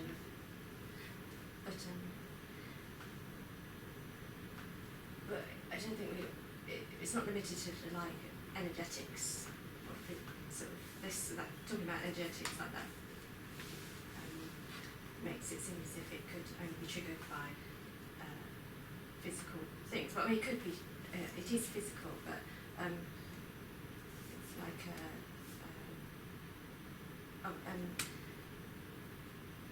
think I've done that. No, but you did well up to that point. You did. Are we getting hung up on the fact that this thing is happening sort of instantaneously? Is it more of a longer? Thinking of the skin, it's something that's constantly replacing itself. So it's not. It's when is it ever? you know, you have to take a slice out of it, don't you, in a way To make or it slice static, out of the, yeah, which is your point earlier. so that it is a thing, but it isn't.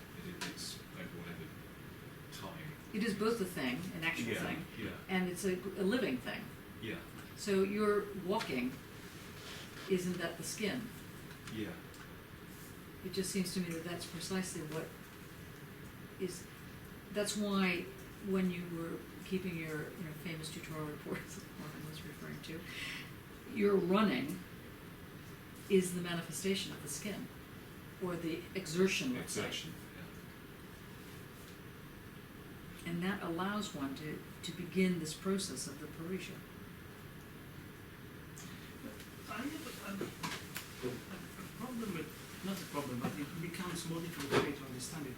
The more we try to come up with images for it, the more muddled the thing becomes. Because he's talking about Problem with images. a way of a way of being together, which is political, ethical, aesthetic. So we might as well talk about ourselves. I mean, the real relation. Why do we have to come up with? Because ultimately, then we end up making the worst of the mistakes. The content does not match the language, and we are still trapped in dualism that is dooming and damning the real argument. So if we go back to the beginning, where it speaks of risk and trust,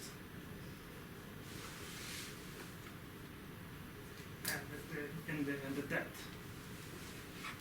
So there is something that is not an investment, because there isn't an economy in this, and yet produces a value that it's a plus value without the original value. That's as far as I can get. But I feel much more comfortable, but more in control of what we're talking about if we remain with these basic elements of this argument rather than. But the thing where you say the problem with images, but then someone like Sartre would say, the image is an act of freedom. To be able to retain an image, to hold that's yours. You can hold that, hang on to that. And also, there's no body, there's no philosophical large body of work for the cynics. It's sparse compared to the other Stoics. So he kind of says that it's through the fragmented stories that that cynicism survives and gets passed on. It's not a body of knowledge. It's just this stories of ways of the cynical being. So the fragmented story fits the nature of the cynical beast, as it were. I'm just trying to maybe question. Yeah, but that does not mean. I understand what you're saying. That does not. It's not the kind of image. A moment ago I used this image of the skin, but then one gets trapped, and every image has a downside, and then As a trap. As a trap, and as an image is a trap, precisely because one ends up not speaking about it and speaking differently. And I don't believe it is that necessary, because Foucault is not talking about something that is yet to be named. Foucault is talking about something that has been happening throughout. And is named. It is named. And But why do you think that mentioning it as a skin is yet to be named? well, think because you think it's another name. I mean, you think it's like a metaphor then? Yes, So it's standing yes. in for something, Yes, and it's standing in exactly, that can't be named. and instead, maybe there isn't a name that is official, as it's shared by everybody for what Foucault is aiming at. But it's certainly speaking of something that individuals and societies have been doing for quite a long time. So it's not something that has no name, and therefore we have got to skirt around it in every possible way because it is unfathomable. It is something we are doing. So at least let's talk about it in the way we act, not visually or spatially or whatever. But there must be a way to get to it, through the way we do act in daily life, in society, in real terms. That makes sense with this Yeah, problem? absolutely. Yeah. But I guess what I was thinking is I'm not sure why. I mean, I can see why in using, let's say, the word skin, as a metaphor then kicks off a whole chain of concerns around pushing off the concept so that it never gets fully realized. But in fact, Foucault is talking about something that is quite realizable. And because it's realizable, that's what the debt is. The debt is that because it can be realized, then it creates that debt. And the debt then has to be paid. But it's not immediately related to a label that creates at the same time a value and a plus value. No, It's not that. No, it's not that. That's why I tried to talk about it in terms of an identity, what got rid of identity politics by coming with a totally different way. I like very much when you use the word invention, because it is really, as opposed to discovery. This is Foucault's words, Yeah. to be honest. Yeah. It is something that would very well fit in my research. Absolutely, my work. yeah. And the fact that things invent themselves are not discovered, do not count to the fore from a dark place. But in your work, for example, like I was saying before, and again, it's a respectful comment. It's not meant as an insult or something. But what seems to be missing, you're so close to discussing what is this relationship in how art works, how the poetics of actually making work, and the annoyance you've had for so many years about art theory and how one explains how something gets put together. But what seems to be not quite yet able to be talked about is the sheer pleasure of working with your hands. The sheer thing that happens, something that where you get lost and found at the same time. This attraction. And I think you're right to have named it in terms of this feedback loop, in terms of this complexity scenario, the different ways in which you very brilliantly thought to think through how it goes. With the question left, where's the pleasure in it? I don't. Yeah, but at the moment, it's outside the argument. And Foucault's trying to make, just like a Hegelian move, I almost hate to say this, he's trying to not have two different systems. He's saying it's all in the same system. Yes, no, I understand. And It's that's all in the what same this. system. That's what the courage of truth is trying to develop.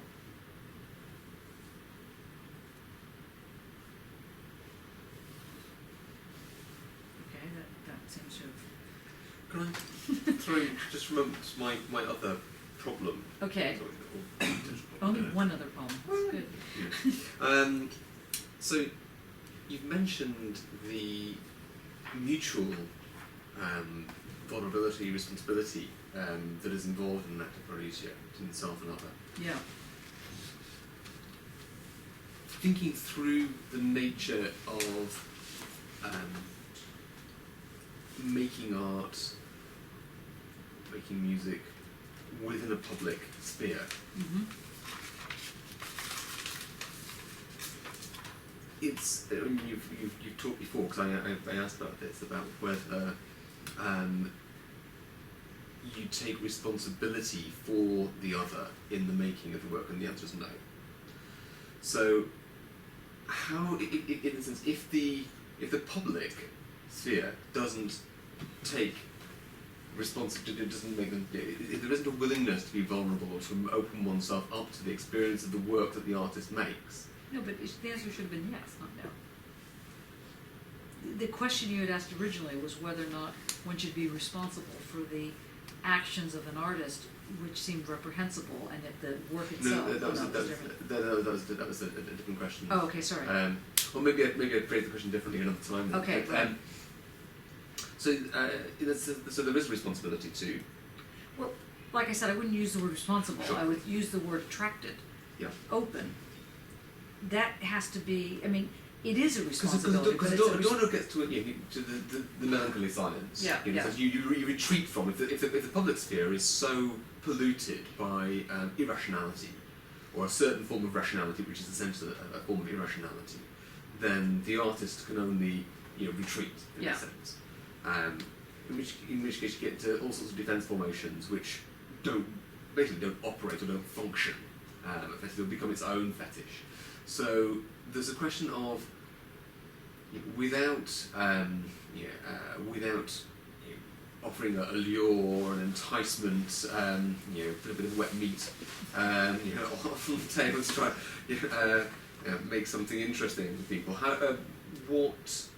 What the nature of that responsibility is. I mean, it's something I think about quite a lot in terms of, in a sense that I see what I do when I'm trying to construct or make programs or make events, is offer a space in which people might enjoy being vulnerable to an experience of, that is based within music. Mm-hmm.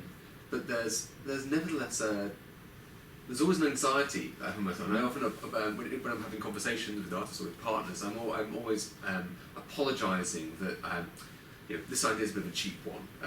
There's always a sense of what can you sell, what can you make, what can you offer in a sense that just get a bit of bait sometimes, and it's To entice people to go into this thing. well, to enter into the process, not to say that's what it is, but just to have to be open, both to be there, but also to be not to give them the whole thing. It's a bit like it's not unlike, I suppose, the well, it's a taste of what it's a taste of this, isn't it? So you offer something which is interesting, but doesn't offer them the whole thing. And it's not necessarily that you're saying this is a part which stands for the whole. This isn't going to do the whole thing, so much as this is something which is. I think that maybe one way to address this, maybe it's not the right way, I don't know, is that the question that you're posing is not the question that Foucault is posing. Mm-hmm. He's talking about when one is compelled to go for it. So there's no bait. Mm. One is compelled. One has a compulsion. But just for a moment, if we're putting within a paradigm of artist and public. Right. But okay, so let me just finish. So there's this compulsion to, it's like small town boy who you must leave, you must get out of town, you must go, this kind of thing. There's not knowing where one's going to, just knowing that one must go. That this is the compulsion, okay, that he's trying to address in the way in which that actually creates an ethical community, basically. Okay, so that's different. Now so that's part of what's being done. What you're talking about is for those people who don't have that compulsion, or let's say they have it after 5 o'clock in the evening when they're tired after having worked all day, and they want to do something, and they want to maybe experience a slice of the compulsion moment. Yeah. Okay, how can I take my umbrella of compulsion and sort of share it with the people after 5 o'clock? That kind of thing, or whatever, that kind of. And now that's a slightly different question because it raises some very practical issues around this level of the responsibility. And that's why I said that side of the question is a very different side. There's one set of responsibilities or a relationship which is within an ethical community, and then there's in a sense so it's a different. It's a. But okay, but like we have 3 curators at least in the room right now, and I think I'm suggesting you're a curator, but maybe you're not. Maybe we'll just take you as a curator at the time being. Okay, now in curating something, one thing to do is to create an environment that is the throbbing moment. You walk into this scenario and you're brought into it. I do think that the Chinese exhibition does that in Manchester. Has this kind of thing that goes on, and when those curatorial moments work, they are amazing. Oh yeah. Okay, but I'm talking. There's those tend to be they don't have to be. They tend to be artist-led. Yeah. Ways in which a curatorial moment matters because it's able to create that kind of, meeting point. I'm thinking before event. I'm thinking for somebody to actually step into the space to have that experience, there's got to be a compulsion or there's got to be some motivation, and it's what kind of offer, or what you offer towards that kind of motivation that brings people into that space and allows that to happen. Because you can have a brilliant experience that's structured there, but also you can have few people that actually enter the space. Yeah, that nobody goes there. But Yeah. to me, that's a slightly different question. But does anybody have an answer to that question? Curators. Really? It's a really interesting. It is It'll a always- question. it'll No, often go be on. specific What to what would be your answer to that question? Well, you're saying that it can affect people, but it can. No, he's saying how do you get So people it's into the that, room? it's that part of the curatorial responsibility, Yes. which is not about the experience, but about what expectations you offer about the experience, Yeah, there was. and how that's structured in a way that's both Probably argue honest, that, but also is attractive, or attractive is not the right word, but it offers something that will give a form of pleasure, or something that interesting, or raise the curiosity. Yeah, well, yeah. In that sense, you could say that curating in sort of an expanded sense. It comes with the marketing of the product. That it's. Yeah, I think the curating is a contemporary form of the circus. I say this with love. I mean this in the sense that when the circus came to town, nobody really knew it was in a circus. Okay, they might have had a couple tigers and things like that running around, people on the horses and jumping through loops. But it was the excitement that it was actually happening that brought people in. Now, because curating is not really it's not really a circus coming to town, but in fact, somehow that energy, that kind of like suspended something has to happen. And I asked the curators here, what do you have to do, to get that same mad aspect of the circus happening? Because that's really it becomes important for me in relation to how useful Foucault's notion of poesia might be, because if you're making work for a community that gets it, in a sense,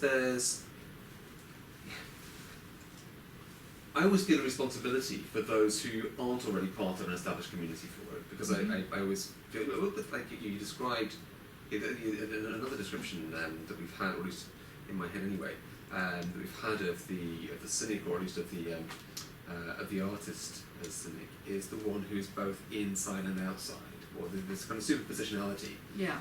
or I describe myself as being doing the hokey cokey, but one foot in and one foot out. In a sense, you have responsibility both to the outsideness, to that position that you have, as well as the inside. So within new music terms, there is a really wonderful, generally not very bitchy, crowd of people who get and are interested in really all sorts of things that happen musically, and they're wonderful people, but they're often involved in making, and they're a productive part of the community. And there's another group around that who are more passive in terms of their experience of it, but as audience. There is a much wider public that occasionally comes across it, and I'm always interested in trying to bring people into a space who aren't already familiar with what it is they're going to get. Because the thing is, Adorno came to criticise this in terms of the new music as well, and later on in his life and his writings on music, that if in a sense you're just making it for that community, it begins to lose its potential to transform. It begins to lose its otherness. Well, but it's more that if you're making it for anyone other than yourself, it's going to lose that. If you're doing it for if you're going to make it for anybody other than yourself. Yeah, if you're going to see the work of invention as something that doesn't involve this relationship that you're compelled to be involved with, the compulsion is not about whether or not you should do something for somebody else. The compulsion is you're compelled. That's the compulsion, and there's this moment of must create, and it comes and reflects back. So you have this kind of scenario. So if one decides to we used to have this argument many times with the journal that I was involved with called The Body Politic, which was, it was kind of like an organic intellectual of a certain time period. And some of the people said, we have to write articles for the people that are going to buy this magazine.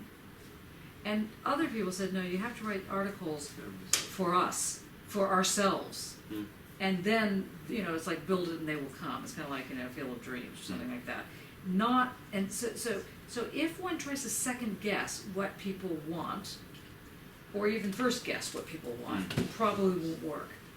I'm not Is suggesting what about, Eduardo said. guessing what people want so much as Giving them what something people, they don't need. no. What people want is always inside that compulsion to make in the first place, because any act of making something which is going to be in a public sphere for a public other than your oneself to experience, has built into it certain sets of competencies, cultural competencies, that and since you're already making assumptions about, but you can't help but make yes, assumptions. That's what I was calling opaque and transparent earlier.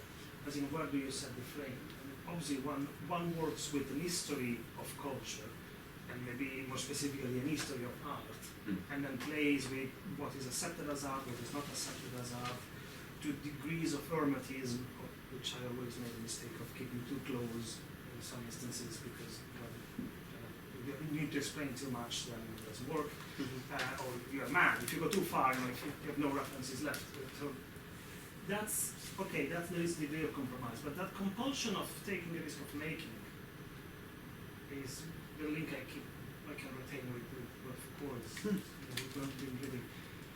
I made this. I come out with this, and I trust that you will pay attention to it for what it is, and not apply to it all the representation categories we already have. But I suppose what I would say on a curatorial level is that the risk, part of that risk that you take, can be a making of work that requires a competence other than what in the sense you're aware of the limitations of your own competence in the making of it.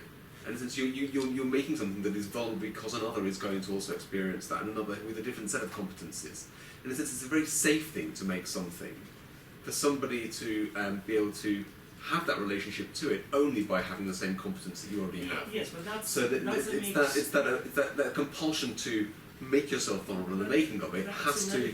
You always are. I mean, you can either make an illustration that is 100% suitable for everybody, and that's advertising, visual communication, or you can make something that it's only for yourself, and you generally sit in an outhouse, and in between, you have degrees. You don't choose them economically. It's or partially economically, partially not.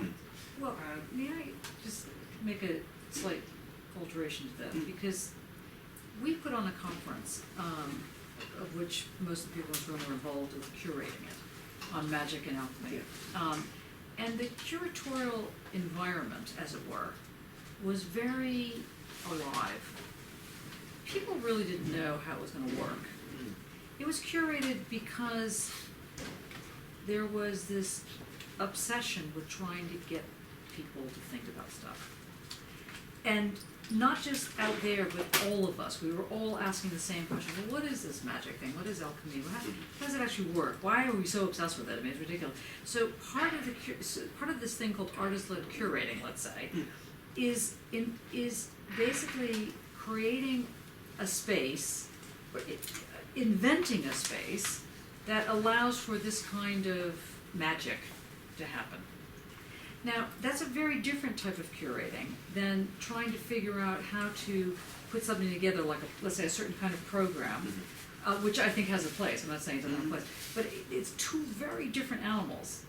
One was this, in fact, people commented on the way in which the curatorial space operated, because they wanted to, people from other parts of the university wanted us to redo this. They thought we had very good curators. And they said, this is a very good curatorial moment. Can you curate the following other shows? I was like, no, we can't curate the following other shows, because the reason this was curated this way is because people were curating themselves, basically, even though they weren't necessarily the thing on the wall, obviously. You know, it was a very different scenario. So Foucault's kind of talking about that version more than he's talking about the kind of question you're raising. Yeah. Now, we're almost out of time, so I just wanted to see if there's anything else that we need to throw on the table. And if not, is it possible that next week we can just discuss that society must be defended and wrap it into this? Is that possible? Do you mind? Yeah. Can we do that? Not? Okay, good. And we'll just wind down on it. The other thing I wanted to say. The dropping on the table doesn't work. Uh-huh. Just want to throw on the table, yes, thank you. You did that. Is that next Tuesday, I think it is. Is that right? No. No, okay, so the Tuesday after, It's the 16th. We have an artist in residence called Justin something. I've forgotten that man's name, that poor man. Justin something. And he is a very interesting artist who works with music, and he does compositions that are related to Adorno's work on Auschwitz. It's a little bit depressing. But anyway, he's going to come to the MA and talk. Well, not just talk, actually. He's going to do his compositions there. So you're welcome if you want to come on whatever date that is, the 16th, to come to it. That is it for now. And that will be at what time? What time is that class? 6. Oh, 6 to something. 6 to 9 on Tuesdays.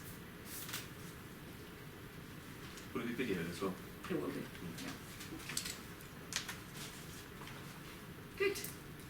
I'm not Okay. sure I grasped this properly. Well, luckily, we're going to talk about it again next week, but we're going to bring in society must be defended, because I think that'll help see the political nuanced aspect of this.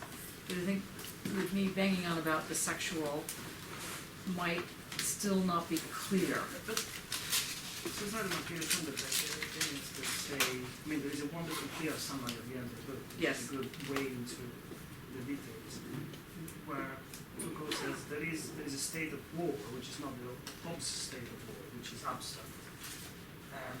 At the historical beginning of the society, which continues under society, and the state sort of puts a frame on the top of it, saying, well, war was up here, now there is peace. And Foucault says, no, that's not absolutely true.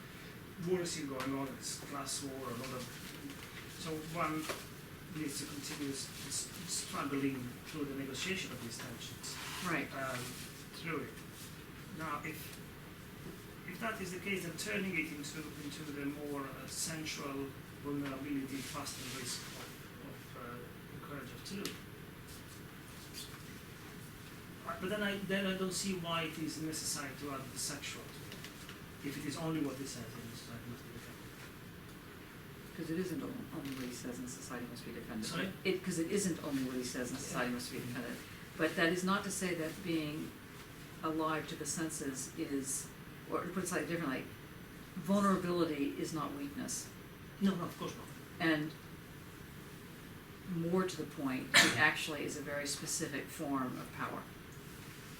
And as a result, one must understand how that operates. And that's what he's getting at. And that's why, in terms of this thing, the sexual, whatever we mean by this at this point, you know, that it's a way into, it's not a metaphor for standing in for the sexual. Mm-hmm. The sexual enables, period. It enables. And so, but of course at the same time it doesn't enable, it disables, and it differently ables, and so on and so forth.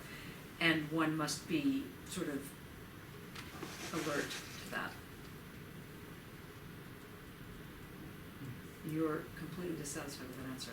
No, I feel like I'm always getting to the point of the object of this argument, and I don't get Does anybody think they have the object of the argument to the seminar? Are you all ready to have 75 knives in the head? You know, do you know what the object is of this seminar? Of this very seminar, not like this seminar in the level. I can see it, it feels like I see it through frosted glass. So you get some sense of the shape of it. You can't quite hold it. But that's I'm that's okay. That's good. comfortable with that for the time Yeah, being. yeah. I mean, it doesn't have to have an answer, but At yeah. the moment, I'm going with there's no object. It's the journey. Well, not the It is journey, the that's the wrong word. It's the It's the journey. walk. It's The right. walk, yes. Yes, I think that's something to that. So the way, I'll be content to say, look, the relationship, the political relationship, opens onto this sharing of putting in the open trust and risk. And that's already quite something if we call that being the truth. I think this is the truth of the relationship, not the relationship to the truth. But you seem to say that, to be saying that there is something else that we haven't yet named in this game. I'm thinking about I mean, he's saying stimulus is like sort of sterilised. Stimulus sterilizes. Great. Okay. But it's another word for sort of what's sort of at play. This sort of a kind of these sort of feedback effects. It's sort of like hearing stimulus. I don't know what to say. Sort of like invention. I knew we had to get a vent in before we ended. Okay, thank you, Stuart. That was really excellent. Thanks. Are you going to die? Go home and die now? It's like when you're cold. Yes, I know it's still open. Okay. Thanks, everyone.